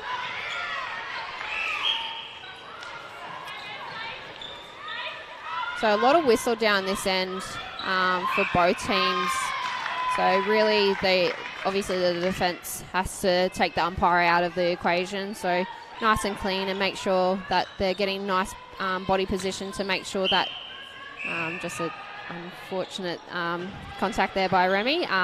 Take the umpire out of the equation. So show her that you're making that effort to get around the player, and you're nice and clean with a lot of room to move. Great shot there by Puer. Having coached her in the state program, I really thought she was going to pass that, which I would usually tell her not to. So it was great to see that she took that shot. She was in great position. She's got a great shot, and it was great to see her back herself on that. Yeah, and an unfortunate offensive contact there on Binny and Hunt. Umpire deemed that she was obviously backing into her player to create space and called the contact on her. Oh, and there we are, Bakewell Doran coming through with the goods of... She took that ball really well, Bakewell Doran. Probably wasn't placed in the right space for Dykstra there by Burns, but the Bull Sharks are lucky there with a footwork call to the Cougars to be able to regain possession again. Putting a lot of pressure on Dykstra when they've got Puer at the front to just allow that connection to happen, to try and force it into Dykstra. Has not been successful, but at the moment the Bull Sharks are still... Oh, well done, Grant. Chrissy Oxenford would have loved that touch. But yeah, Grant was able to come over the top, and unfortunate to pull over the sideline there. It's not going Kruger's way down this end, unfortunately. Just with a few kind of 50-50 calls, just getting called the advantage for Bull Sharks. I think you tend to make your own luck, and I think at the moment the Cougars probably aren't. They're probably not valuing possession like they would usually, and we did mention that they do have a different line, but I think they still would not be happy with that. Unfortunate there. Bakeldor and thought Remy was standing right beside her, but Dykstra just cleaned up the crumbs there under the post.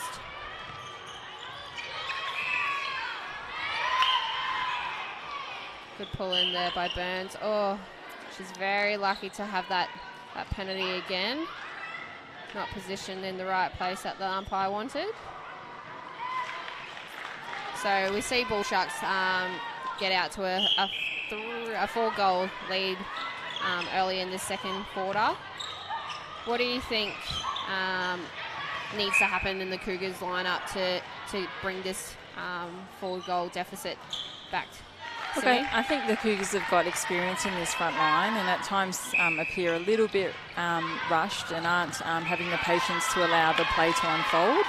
I think that's a good example there, when they, instead of forcing that pass, someone being willing to be brave enough to hold it up, look for another option and just kind of take the percentage play. At times you would think that this is might be the last play of the game, when obviously it's not.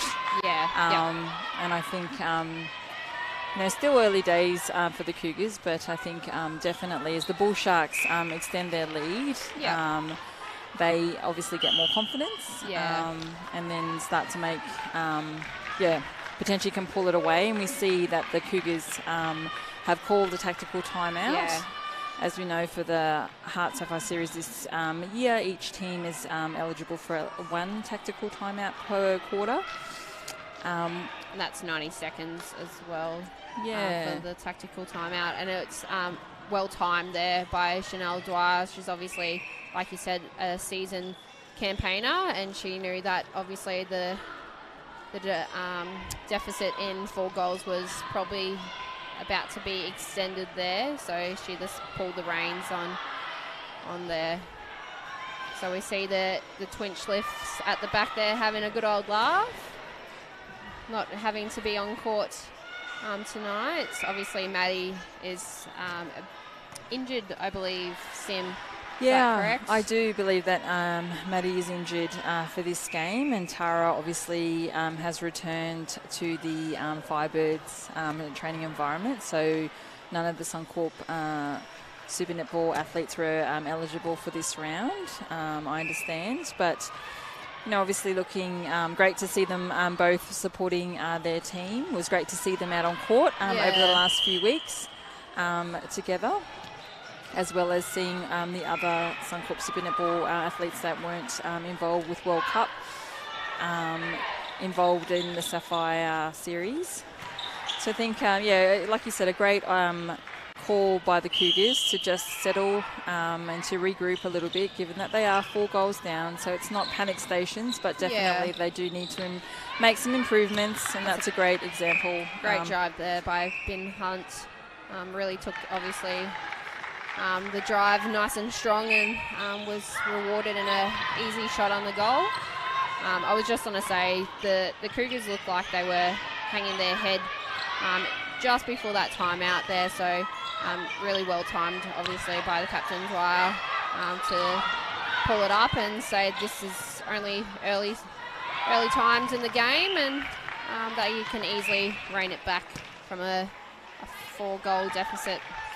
Yeah, definitely. I think on that last play, it would have been good for Pua to go to the goal, given that the Cougars had chosen to double defend Dykstra. But an example there, I think, of a little bit of an experience. But in saying that, they got the end result, which was to put the ball in the hoop. Yeah. I think probably the Cougars will make a change at quarter time. You're calling it early again, I Dom. am calling so you it tried early. to be Paula and now you're trying to be Paddy. Good luck with that. Oh, yeah. And Liz will love it if she hears me. I think Paddy needs to change the shooting circle up a little bit. Put maybe Benny and Hunt to goal shooter and let Mia Sauer have the goal attack bib. Obviously, Mia Sauer had a great season in A&L, being more that goal attack role, and obviously she played in that 19 and under nationals as well, and played a good competition, and then obviously was national TID as well. Yeah, look, I probably don't disagree with you. I think at times, don't? I know, but I'm Stop not going it. to totally agree with you because I don't want to be shot. But Can I write that down? Okay, everyone heard that. Sim agreed with me once in her life. well, I think they are missing that connection out the front there. So maybe just a change up might help. In saying that, the Cougars are able to win back possession. It looks like they've done a bit of a positional swap there with Stour out on the lead and Hunt choosing to stay back in the circle. And obviously, you look down the other end, and Puer is doing an awesome job, obviously playing against the ever so reliant Bakewell Doran. She's playing that, obviously, goal attack role really well in front of the tall Dykstra there. And their mid-courts are playing quite well as well, getting on the top of the circle and feeding the ball into their talls. Yeah, they're doing a really good job, the Bull Sharks at the moment. They're not overplaying anything. They're just doing the basics really well. The Cougars as well at times when they are able to settle and have that. Oh, no goal there called. Not sure what that was for. Footwork maybe, or. I thought she put her arm up to indicate a held ball, but would have been a quick 3 seconds there. Great tip there by Bakewell Doran. Went with 2 hands and unable to reel it in, but obviously put the pressure on. Long shot for Dykstra is good. Great long shot there by Dykstra. Puer's happy with that because she didn't have to take the shot, nor did she put herself in rebound position. So she knew it was going in. She had all the confidence. Yeah, and that was smart play. Yeah, and that was a great shooter pass there. Yeah. She really faked it to go to her mid-court in the corner, and Dykstra just really popped out in front of her, and nice easy ball.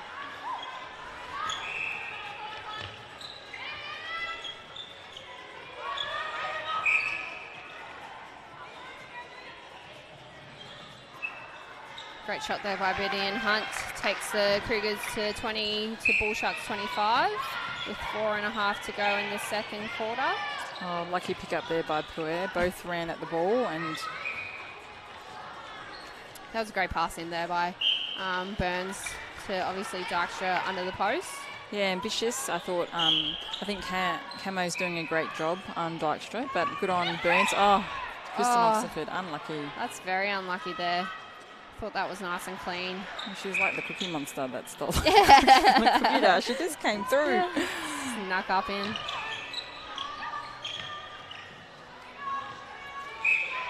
And Grant's having a great game against, obviously, Mia Stour. Mia's obviously taken the back road and not getting as much ball in hand and as much opportunity to shoot at goal. So, obviously, credit to Sinead Grant at the back there. Yeah, definitely. And both Queensland Fusion teammates. So sometimes it's great when you play your teammate because you know them, but it's also not so great because you do know them. Yeah, You don't want to hurt them too much. And you know what they usually do. Yeah.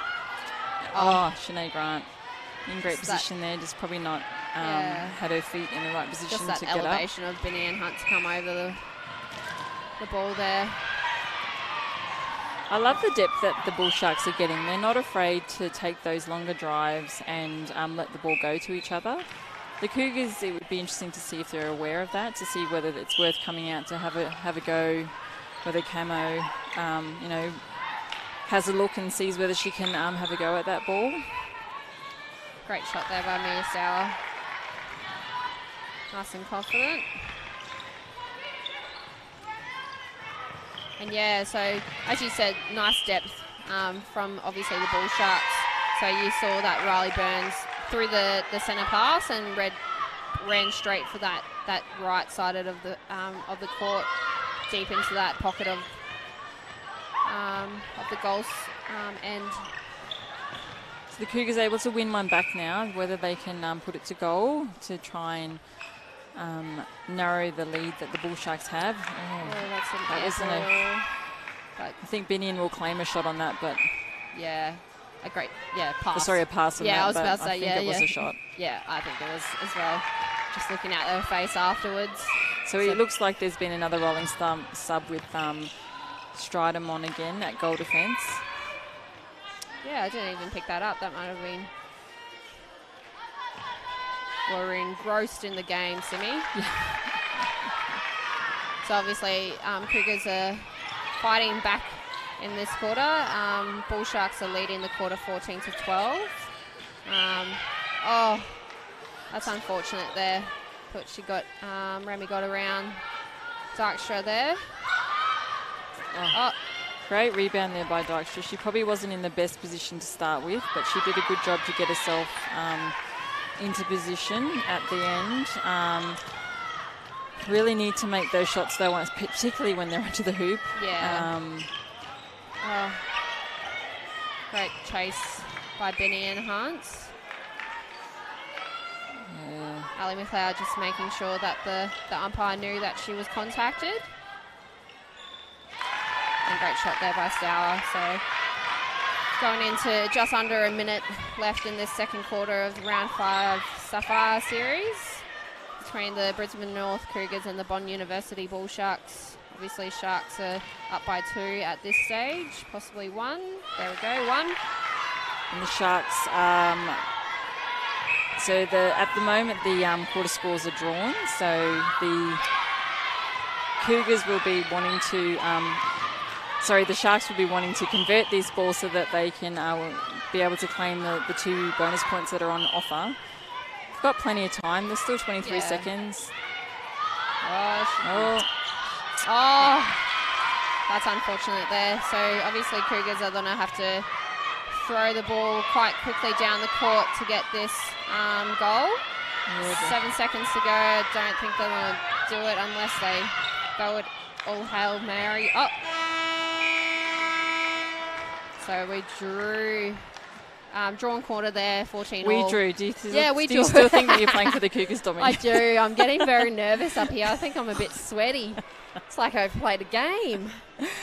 So half-time of the final game of round 5 of the HART Sapphire series, we see that the Bond University Bull Sharks are currently in the lead by 1 to the Cougars. Bond won the first quarter and the second quarter was drawn, so both teams will receive 1 point of the 2 bonus points that are on offer.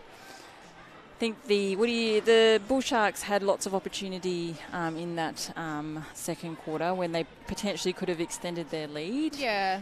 At times, I think their inexperience showed where they missed those shots under the post, the ones that you would normally expect your goalers to get. However, in saying that, they did plenty of things well. Yeah, definitely. I think Pue, has been doing really well at the front to try and open up and create opportunities for Dykstra at the back. And Gaffer and Burns have done a great job at getting real depth in their attack line, to limit the number of passes that are needed to be taken for the Bond team. Your Cougars, what do you think that they've They'll all be my Cougars. Cougars, I think, like I said earlier in that quarter, I think just needed a bit of a change up. Binney and Hunt came back into that quarter there, but I think it might be wise to make a bit of a positional switch with Stour going out to the goal tack, and obviously Ben Hunt coming back to goal shooter, but Paddy Farrell will have everything sorted, I'm sure, and will, I guess, if she deems that she needs a change, she'll make the change. If she doesn't, she doesn't. But I think the defensive duo of Camo as well as Bakewell-Doran really got more opportunity in that last couple of minutes of that last quarter.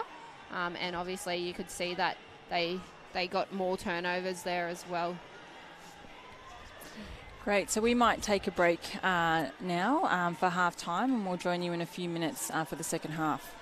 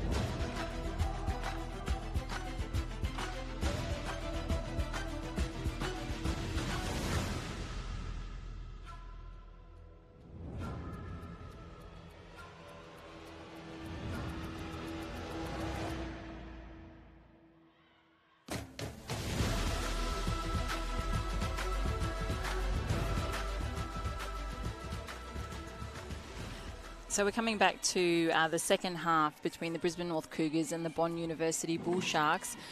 Quite a close contest at the moment. The Bull Sharks have the lead by 1 currently. Dommy, what do you make of the stats so far for the first half? Yeah, looking at obviously the centre pass conversion rate is quite high at the moment, so really well done to both teams. Obviously, we looked at the other game earlier in the night and was quite low for both teams. But obviously sitting 81% for the Cougars and 82% of the Bull Sharks. So obviously indicative of the 1 point difference between the Bull Sharks and the Cougars. And then obviously looking down to turnover conversion rate on the other spectrum is obviously quite low for both teams, 64 and 67. So there's not much difference in both teams. Obviously shooting percentage is a little bit higher for the Cougars, 84 to 82. But yeah, I can't see any real difference between anything. Simi, how about yourself? Yeah, no, I agree. I think both quarters so far in that first half has shown, one team dominate for a few minutes and then the other team kind of come into the game a bit more. I think both teams defensively have created opportunities for themselves, but the turnover conversion shows that they haven't necessarily been able to apply that pressure on the scoreboard by putting those opportunities to goal. I think I agree with you in your reflections about the Cougars probably just not having the flow that we're used to them, used to seeing of them in that attack line, where they're not being able to necessarily get it to their goalers as quickly and as crisply and as sharply as what we are accustomed to seeing. Yeah.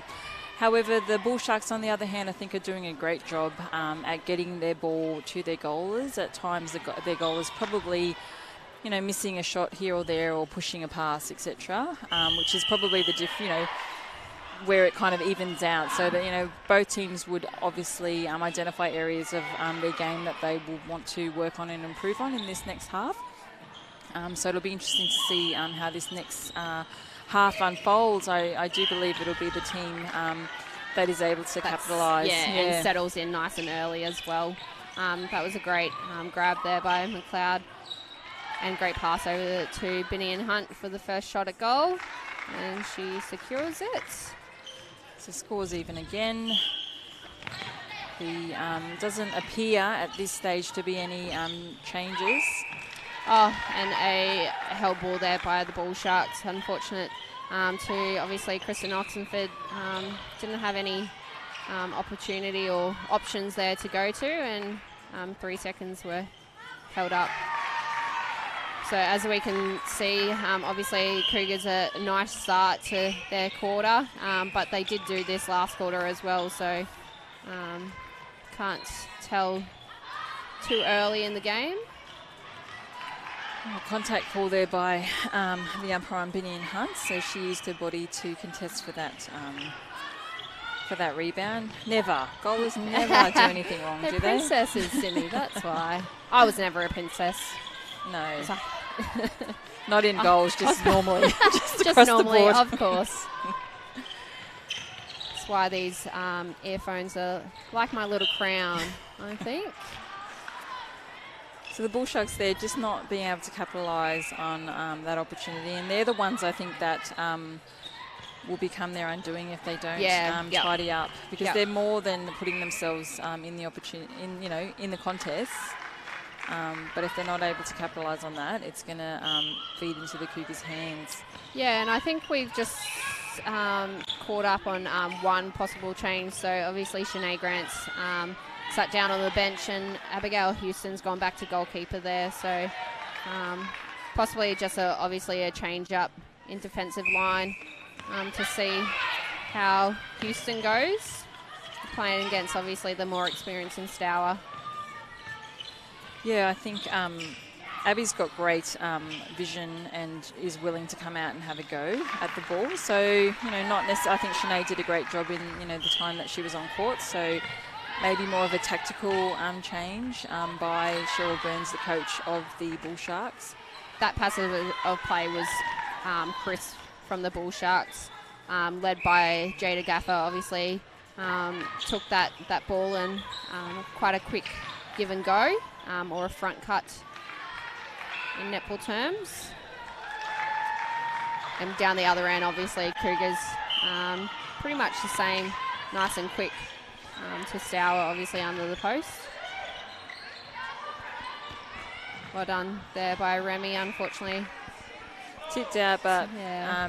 because of the contest that Gaffer put on that ball, Camo had to go for it, had to make a play for it, or else Gaffer would have regained possession. So the Bull Sharks have done a better job here at kind of making the most of the opportunities that they've had. So the score's back to 1 with the Cougars in possession. Stour is great from this range, so... And I put the mocker on her. She'll get the next one, I reckon. Yes. And obviously Bull Sharks are doing well to weather the storm of the Cougars. Obviously Cougars have come out to really stamp their authority in the third quarter. Bull Sharks doing well to just kind of go with the push and flow of the game, and unfortunate there to Dykstra, couldn't get the ball back in play. Yeah, at times Burns, I don't think, places the ball, doesn't sight where the defender is and where the space is available for Dykstra. It would be good to see her kind of take a little bit time and put that ball into the space, which just takes that contest out. It's hard enough, obviously, for Dykstra up against Camo to take the ball, but when it's not positioned well, it just makes her task even harder. Yeah, both teams are really looking over that first option of both teams. Down the other end, obviously, Dwyer missed Ali McLeod straight in front of her and went over to a shooter and unfortunately wasn't able to get that pass. And down the other end, obviously Burns, I think, Jada Gaffer missed Burns straight in front of her and went for the harder pass. Oh, that's a great pass there by Jada Gaffer. Yeah. And great movement by Dykstra. And Puer, by taking that front space, opened up Dykstra. So it's important to remind younger players in particular that sometimes you don't always have to get the ball to be effective. You can open up space for your teammates around you. There we have another off-court, on-court call by the umpire, obviously, Mia Sauer.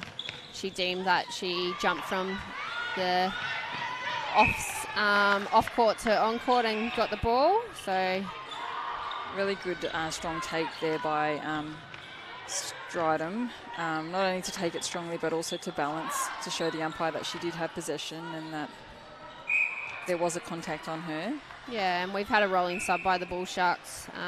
Chrissy Oxenford, I think, just going to come back onto centre, but is off the court, and Peter Coles actually comes on at wing defence.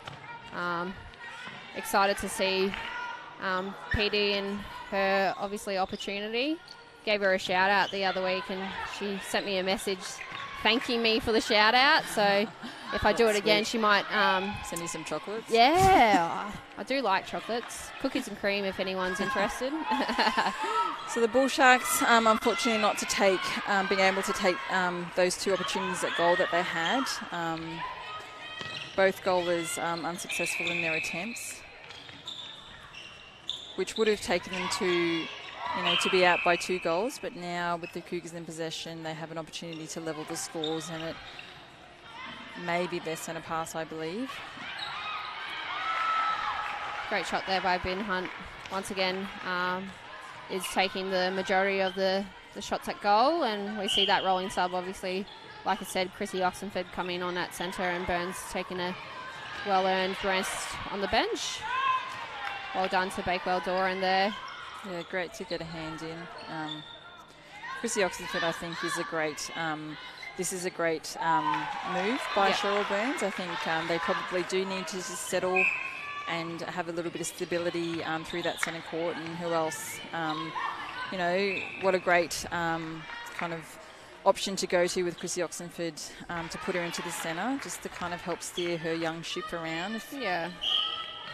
And that play by Cougars was pretty much to a T, so nice and quick from Chanel, obviously, from the centre pass. She drove quite hard down to the goal third.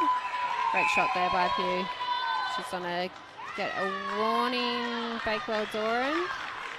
for possibly intimidation over the eyes. Just looking at the hand signals of the umpire. Great shot there. So all tied up again. Once again, 35. The umpires are going to make sure they're right in saying that Bull Sharks are having the centre pass. Great. Yeah, great attacking of the ball there by Bakewell Dora, and unfortunately couldn't get a hand onto it. So 6.5 minutes to go in this third quarter of the Sapphire series between the Brisbane North Cougars and the Bond University Bull Sharks. Bond just take a little bit of a lead, up by 1, 36-35. So at the moment we see that both teams going goal for goal. So, again, be interesting to see which one or how they go with the pressure, but both teams showing that they're more than up to it. Yeah. And it's good to see that obviously all shooters are not scared to go to the post, even though it's a tight game. Just shown there by obviously Mia Stour taking that nice long range shot. And similar to Binny and Hunt, who you've commented has great elevation and timing in the air, Leah Pue is exactly the same, and I think that last play is an example of that. Again, given that her and Olivia are in the same place to shoot, would have liked to have seen Pue go to goal, but she achieved the outcome. Dykstra went to goal and was successful. And Shanae Grant's back on that goalkeeper. Dykstra's had a rest on the bench.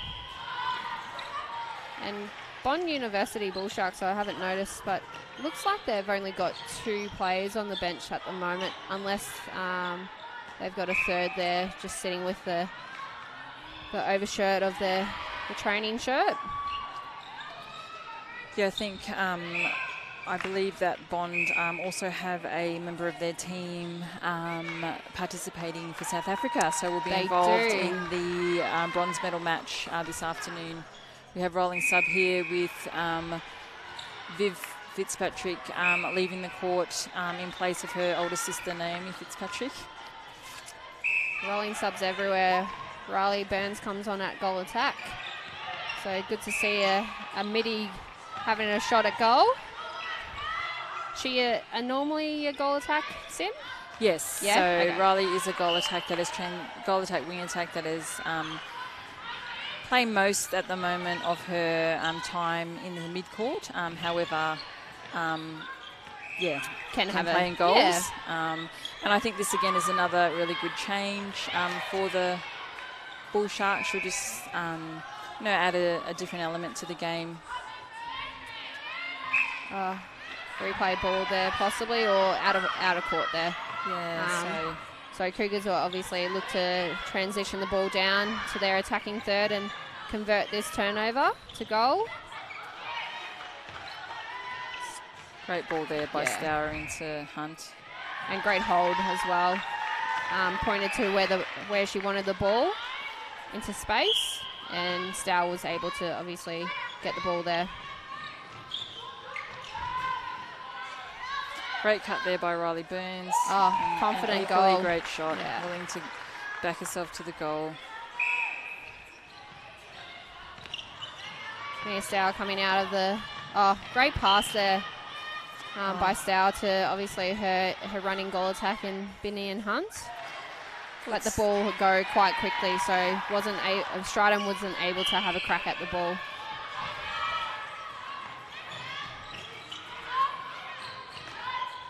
So obviously HART Sapphire continue, Simi. No, I was just going to say great deception and fake there by Chrissy Oxenford to draw the Cougars defenders onto the driving Burns and find Dykstra under the post. Yeah. Sorry, interrupt you. You finished talking. I can have my time on the air. Thanks. I was just going to say, obviously, the 2019 HART Sapphire Series is proudly sponsored by, obviously, HART Sport, Lee Gassick Jewelers, Powerade, Mizuno Shoes, and Mount Franklin. So thank you for, obviously, your sponsors there. Yeah, very grateful for the support. We see the Cougars in possession and wanting to... Well done there by Petey Coles, nearly stole the ball away. It's there on shot, and she confirms what I said before, that she's quite good from that range. So still nice and close in this game. Last game of the round 5. We're looking at obviously 40 goals all. Quite a high scoring, obviously, game as well. We'll look at the quarter breakdown. Obviously, at the moment it's 13 all, so last quarter tied up as well. So both teams will come away with 1 point bonus point from that, and Bond University got the chocolates in the first quarter. Very smart there by Hunt, let the ball roll to a better position, picked it up and shot it from range. You see there's only just over a minute and a half, and Bond give possession to the Cougars, so the Cougars will, they can score this goal and then it's their centre pass, have an opportunity to win this quarter. But there's a footwork called, so... A lot of footwork calls at the moment in this game, as well as last game that we commentated, Sim. Obviously, you don't see that a lot in the Australian leagues. We like to think that we're all over the basic footwork and ball handling skills and everything like that. It might come into play a little bit of tiredness, I guess, not really kind of securing your feet on the ground, and unfortunately getting a footwork call against you as well. Yeah, and I think at times the umpires are looking for the landed foot, and sometimes if it's a drag, rather than an actual step, as the kind of term suggests. Great to get there by Chanel Dyer. Gets it back from obviously her footwork call earlier on.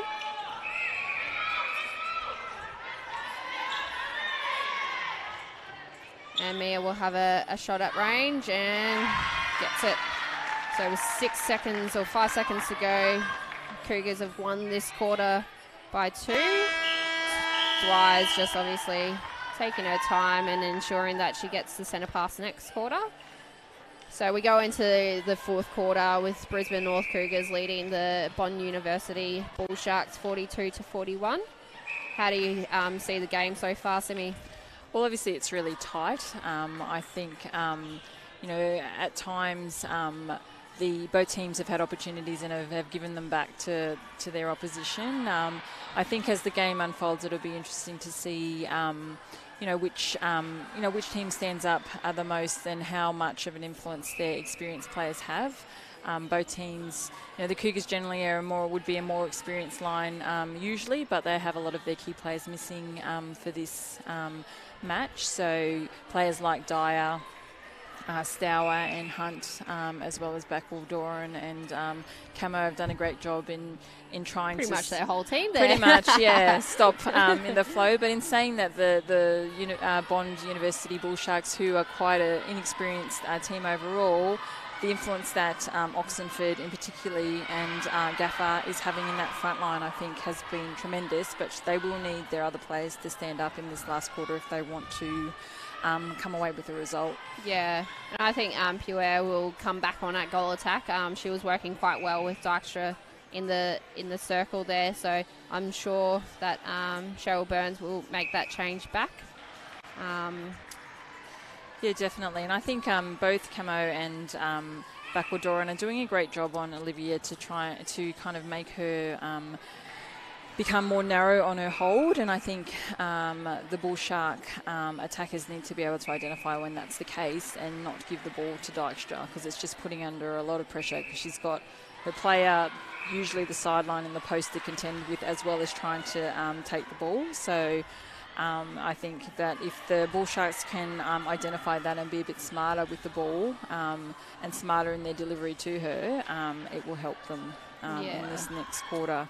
And you don't want to confuse the shooters too much, because sometimes they can be a bit princessy, I guess. So you want to make Takes it one to know one, right? you want to make it as basic as it gets, I guess, for the shooters, because obviously they have an important role to get the ball through the hoop. So if you take the pressure out of it, it makes it a lot less, I guess, scary for them. Yeah, definitely. The Cougars, on the other hand, have done a great job at just kind of taking, being really smart with the ball in crucial moments. However, it's only one, the difference. So anything can happen in this next quarter, and I'm looking forward to it. Definitely. And I think I've eyed a bit of a change up in the Bull Sharks attacking line. I believe that we have Casey Collins come on at goal shooter and Dykstra taking a well-earned rest on the bench. So we have the Cougars in possession here. She's trying to write messages to me and I can't read it. She can't read my writing, thank God. Cougars getting an early goal there. Takes them up to 3. Yeah. So nice quick ball there by Chrissy Oxenford getting into Collins there. Does not want to mess around. Yeah, Casey Collins has come on and made an immediate impact by taking that ball really strongly and putting it in the hoop. Great pass there by Dwyer over the top to Stour. So we see a change back here in the Bull Sharks defensive line with Abby Houston returning to the court. Stratum's gone to wing defence. And Peter Coles has moved to the bench. Yep. Oh, nearly there by Camo. Unfortunately, couldn't get her feet under the ball and get elevation to it. Great take by Casey Collins, though, and equally great shot. So the Bull Sharks showing that they're not going to go away, not that we would expect them to, but they're more than happy to make changes and to keep doing the things that they've done so very well so far in this game. Just about to say that was very close to not wholly within from Kristen Oxenford. Her big toe was just millimetres away from the edge of the circle, and great shot there by Burns. She likes it, gives a big high five to her counterpart in Collins. Oh, pulls the trigger, Dwyer. Unfortunately, comes away. Stour just had a bit of butter on her fingers, but got the ball again. She'll have a shot at goal and looks over and passes off to a goal attack and Hunt. Bit of a missed shot there and throw-in. Throw-in there.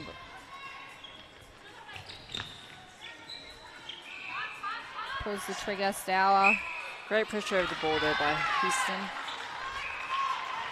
So Cougars take a two-goal lead in this last quarter of the Round 5 Sapphire Series. Last game of the round. We saw, obviously, the Jets get over the Wildcats, and obviously the Thunder getting over the Northern Rays. Yep, the Rays, sorry. Had a moment in time there. Believe they played up in Townsville as well and hopefully got a good crowd to the game. Rush of blood there by Dwyer. Over a third. Didn't really have a lot of options in front of her, but she was playing over the third as in the training game, or over the river as some like to call it. So the Bull Sharks have done a good job to get this ball back. They'll want to put it to goal to help. Great tip there and great follow-up by Bakewell Doran. Oh, straight through her arms there by Remy. Bit of a smile to Ruby. So the Bull Sharks get another opportunity. And a offensive contact call on Collins there, unfortunately. Jean backing into her player. That was a great pass by Binney and Hunt, and unfortunately another footwork call. So I think, there's been enough footwork calls to be called now that all the two centres going hell for leather. But there's been enough footwork calls now for the players to have to adjust. Yeah, I think, definitely. It's not a... And it almost comes in, like tiredness. Oh, Chrissy Oxenford. Not happy with that Not call. happy at all. This is going to be advanced. Oh, no. Oh, okay. Just a caution to Oxenford there. Bit of frustration, but plenty Had of her time. angry pants on there. Don't normally see it by Chris. She's normally cool, calm and collected. High pressured, obviously, game. She's wanting to do well for her team and a bit frustrated there by the call from the umpire, but has to accept obviously the call. Umpire has last say in it. So Cougars are just pulling away just a tiny bit here in the last quarter. Obviously leading 47-44 with 10 to go. Still plenty of time. Great backup there by Ali McLeod, as well as obviously Kristen Oxenford to force the pressure over the sideline. The Bull Sharks have to start taking some of these opportunities that they've created for themselves if they want to give this game a real kind of push to take it out. And Leah Pugh has come back on at goal attack. Yes, she's re-entered. So Cougars just need to settle down a fraction at the moment. They're getting a nice amount of ball. Just need to obviously convert it. Dwyer's doing just that, just taking the time off the ball. Yeah, definitely. When it's this close, I think it definitely is about percentage plays. You're not looking for anything flash. You just want to make sure you're doing those basics well. And your main goal is to keep applying that scoreboard pressure. So getting the ball to your goal is putting it through the hoop. Really simple, but obviously harder said than done at times.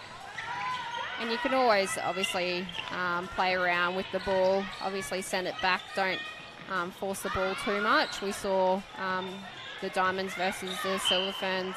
The Silver Ferns really played around with the ball for quite a long time, and then obviously put it into goal.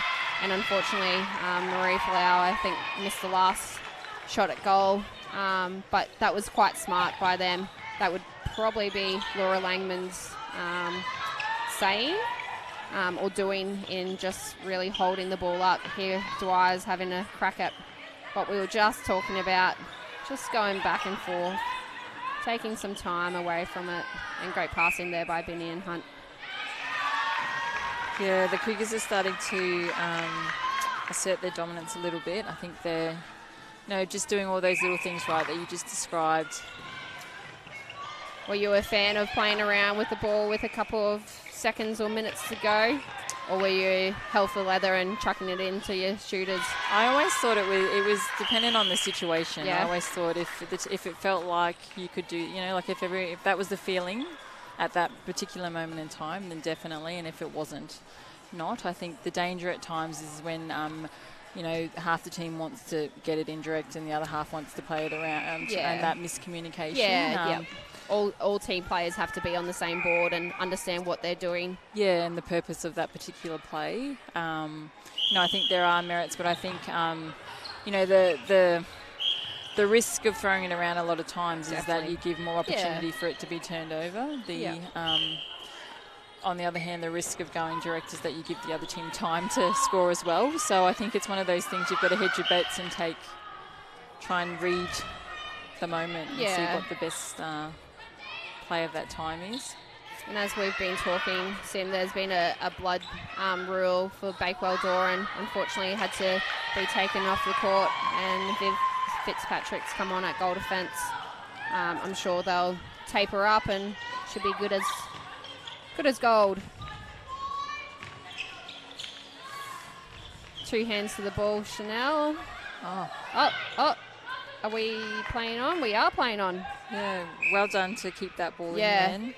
Very lucky. I thought she indicated that it went out of court, but not to be. So we see obviously Cougars taking a healthy lead by 7 goals now with 6.5 to go. I think the difference in this quarter, the Bull Sharks haven't been able to turn the ball over as much as what they had earlier in the game. Yeah. they're sitting at obviously 0% for the turnover gain conversion rate, but they've only had 2 opportunities there. So where the Brisbane North Cougars are sitting at 100%, 4 from 4 for turnover gain conversion. Bakewell Doran's back on court, all strapped up. Someone's obviously fingernail was a little bit too long and might have caused her a bit of a laceration there. Or a cut, sorry. Using your paramedic talk, are you? I want to sound smart, that's why. No, I've got to go off to work after this, so I have to get my mind back onto... Oh, your lucky patients. Oh, mate. They're going to get the best of me tonight. So, yeah, if anyone has an emergency, definitely call 000, but you don't want me turning up. So the Bull Sharks did a good job there to turn that ball over. They really do need to... There we go. The umpire doesn't really know.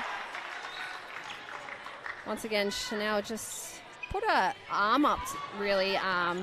She probably should have gone with 2 hands there. Make sure that she's obviously all over the ball. And Kristen Oxenford just unlucky on not turning over that ball. Great shooter pass. Yeah, the Cougars definitely have grown in confidence with their ball delivery as the time's gone on. We see a tactical timeout now called by the Bond University Bull Sharks. Obviously, as the score gets away, it's not a bad time to call the timeout. Yeah, there's a few bibs being pulled off and pulled on, so I'm sure that we're going to see Riley Burns come in. Yep, wing attack there. Chrissy Oxenford might go back to wing defence. Stratum might go back to goal defence. You know, just if I was if you were the coach, who would go into the centre? Centre? Jada Gaffer, I reckon. Stop it. God, I'm good. If I do say so myself. Yeah, I know. Just give yourself a right. Next year, Dominique will be joining us as a coach. As a coach, an umpire and a player, so watch out for that, guys. I'll have a whistle in my mouth the whole time. And maybe some headphones to commentate as well. Great, we'll get you mic'd up. So we see the Bull Sharks here, lots of instruction. What do you think Cheryl will be saying to her team? Really, they're their own worst enemy at the moment. They've let the Cougars get out by 10 goals, and really that's not good enough. I think sometimes coaches are a little bit too nice. I'm all for, I guess, Why are you sugarcoating it now? I'm trying to find my words, Tim. I know, it's killing me. Just say what you think. I reckon Cheryl Burns really needs to put a firecracker up the players' bottoms to really get them going at the moment. They're worst enemies in obviously getting this. That was a great There ball. we go. There's the firecracker. That's what we need. Asking for. Yeah, perfect. I agree. I think the Bull Sharks.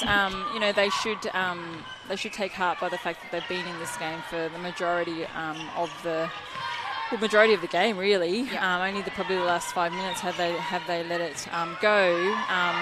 So they need to get the belief back and understand that they can more than match it with this team. But like you said, they've been their own worst enemies, and that at this level, if you don't, take the opportunities that you create for yourselves, then you get yourself out to this kind of, result where the Cougars are able to extend their lead. I think the Cougars, probably didn't start as best as what they would have liked and would expect of themselves. But to their credit, they've just kept building and grinding and see themselves in the position that they are in. Yeah, and as we look at the live stats that we have provided to us, Brisbane North Cougars are on 100% for centre pass conversion rate, turnover gain conversion as well as 100%, and circle entry conversion is 80%. While we look at, obviously, the Bond University Bull Sharks, 63% for their centre pass conversion, 0% for their turnover gain conversion rate, and 56% for centre circle entry conversion rate. So really, that's the difference there, Sim, right there. Yeah, definitely. That last stat shows that when they get the ball into the circle, they're not necessarily putting it to goal. Yeah. So that's something that we kind of identified early in the game, and they were okay. I think they, it wasn't affecting them as much as obviously it's affecting them now. Yeah. Well, they're done by Remy there. Just got outside arm to the ball. With 2 and a bit to go, obviously still 10-point lead to the Brisbane North Cougars. So it's really put I guess Brisbane North Cougars have put a dagger in Bull Sharks at the moment. Obviously nice and close for majority of the game, and really just took this commanding lead in this fourth quarter. Yeah, they will be ruining the opportunities that have been missed, the Bull Sharks. And earlier in the game, when the ball was bouncing their way, again, that was an example of when the ball starts bouncing the other way. Yeah, definitely. Yeah. When you're hot, you're hot. When you're not really, unfortunately. And obviously, Liz White will be thrilled for her team. I know that Liz will probably be live streaming from even though it's probably like 2 o'clock in the morning or something like that. But yeah, she'll be filthy at the start of the game for her team, but I'm really happy with obviously the lead that they have now. So we just have a timeout, just to have Looks a timeout, like another really. Tactical yeah, timeout. by the Cougars there. So I don't know, with a minute and a half to go, why they really called a timeout, but all for it. Just wanted to extend this time a little bit more so we can all hang out on this Sunday evening at the State Netball Centre. So I'm really enjoying my time with you, Sim. Are you enjoying your time with me? Absolutely, Dom, especially the extra time that we're getting. If people could see her face right now. Which they can't. Eye. Side eyes. It's just those daggers coming towards me. So the Cougars obviously very upbeat and happy, and their body language is showing that they're still wanting to get more out of this game, even though there's only a minute, just under 2 minutes to go. The Bull Sharks, whilst we can't see them on shot, are probably their body language isn't as positive. No, definitely not. Shoulders are slumped. They're trying to get fired up for this last 1 and a bit minutes to go in this round 5 of the Sapphire series at the State Netball Centre. So Cougars centre pass coming back from that bit of a timeout. Straight back into the thick of things. Chanel Dwyer takes that nice long drive to the pocket. Chrissy Oxenford's obviously trying her best still.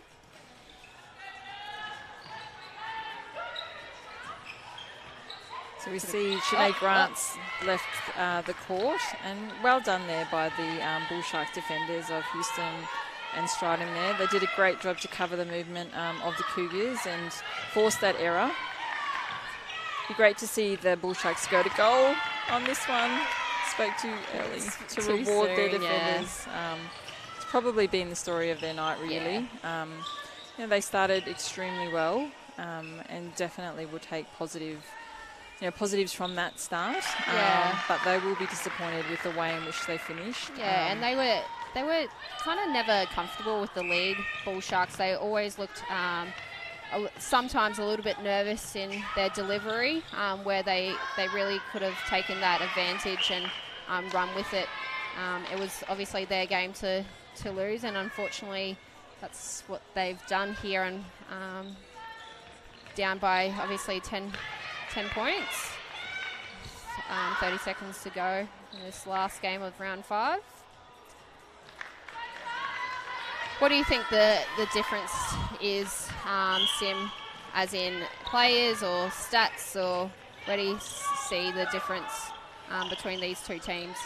I just think that they both, the stats pretty much up until what this last quarter I think will show, the stats were very even. I think the difference for me was that the Bull Sharks probably didn't, take the moments or identify those moments that could have changed the game. So making that shot, executing that pass.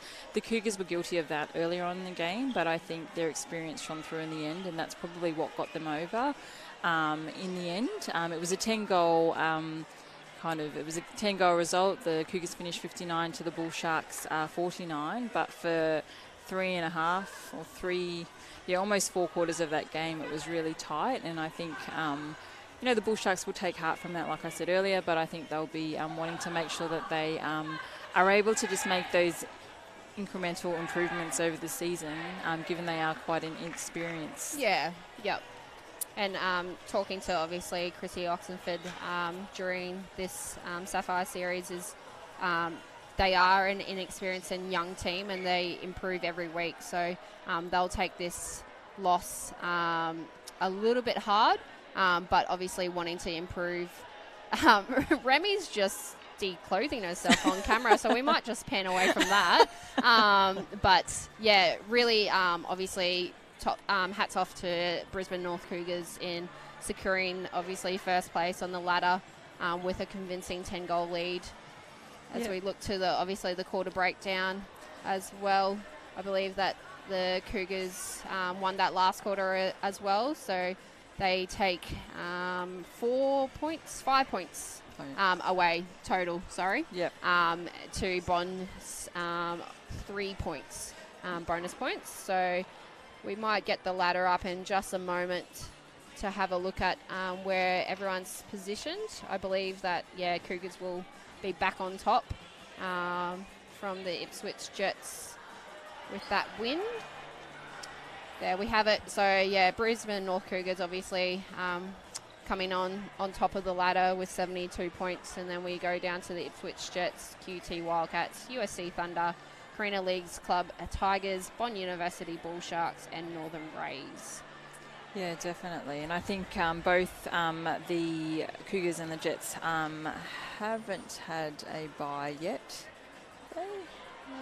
I'm not too sure. Yeah, we won't be able to see any of the bye. But so for each, so for a win, it's 10 points. That's right, Dom. And each quarter is worth 2 points unless it's drawn, where the points are shared. So we see, that the Cougars are up on top of the ladder at the moment. And they've really obviously topped the ladder with the bonus points as well. So that's why you can see, obviously, they're on top, even though they have won 4 out of the 5 games. And only drawn 1. Yeah, so that's where we see the difference, I guess. Yeah. So I think it shows that not only is it important to win the game, it's also important to win as many win as many quarters as possible to acquire those bonus points, which will be so useful to the teams in their ladder positioning, particularly towards the business end of the season. Yeah, and we might just have a look at the stats for the game. I like to put the pressure on people. So we'll just have the stats up. She was like that on court, don't worry. Hush down, Simone. So we have a look at the stats from the game. Centre pass conversion showed that the Cougars were more dominant in the end, 89%, which is quite, is really high for a team. And their their turnover conversions were also, quite high at 75% compared to the Bull Sharks' 52%. Shooting percentage was pretty equal across both teams, showing that if the goalers got the ball in their hand, they were, pretty handy in terms of putting it to goal. Is there anything else, Dom, that you can see when looking at those stats? Yeah, not really, Simi. You've hit the nail on the head with the centre pass conversion rate at 89% and 80%. Really, really good to see both teams, obviously, high percentage there. It really comes down to, I guess, the difference was that, that turnover conversion rate. Obviously, 52% is, like I said before, way too low to win a game to 75%. So really that's probably the difference in the two teams there. Yeah, fantastic. So that concludes the final game of round 5 for the HART Sapphire Series tonight. So if we have a look again just at the results from the weekend, we see that the USC Thunder was successful up in Townsville against the Northern Rays. The Ipswich Jets netball were again successful over the QUT Wildcats in our earlier game of the evening here at the Queensland State Netball Centre, and our final game of the round between the Brisbane North Cougars and the Bond University Bull Sharks saw the Cougars get the W on that occasion. Big dub. So, thanks, Dominique. It's been a pleasure once again to not only commentate one game but two games with you tonight. It's my pleasure, Simi. I look forward to the time when we're allowed to do this again. No, probably never again, hey. For those of you that have watched the live streaming this afternoon, thanks so much for joining us. We look forward to joining you again in commentary at some stage over the next few rounds, and hopefully you'll continue to follow the HART Sapphire series. Thank you and good night. See ya.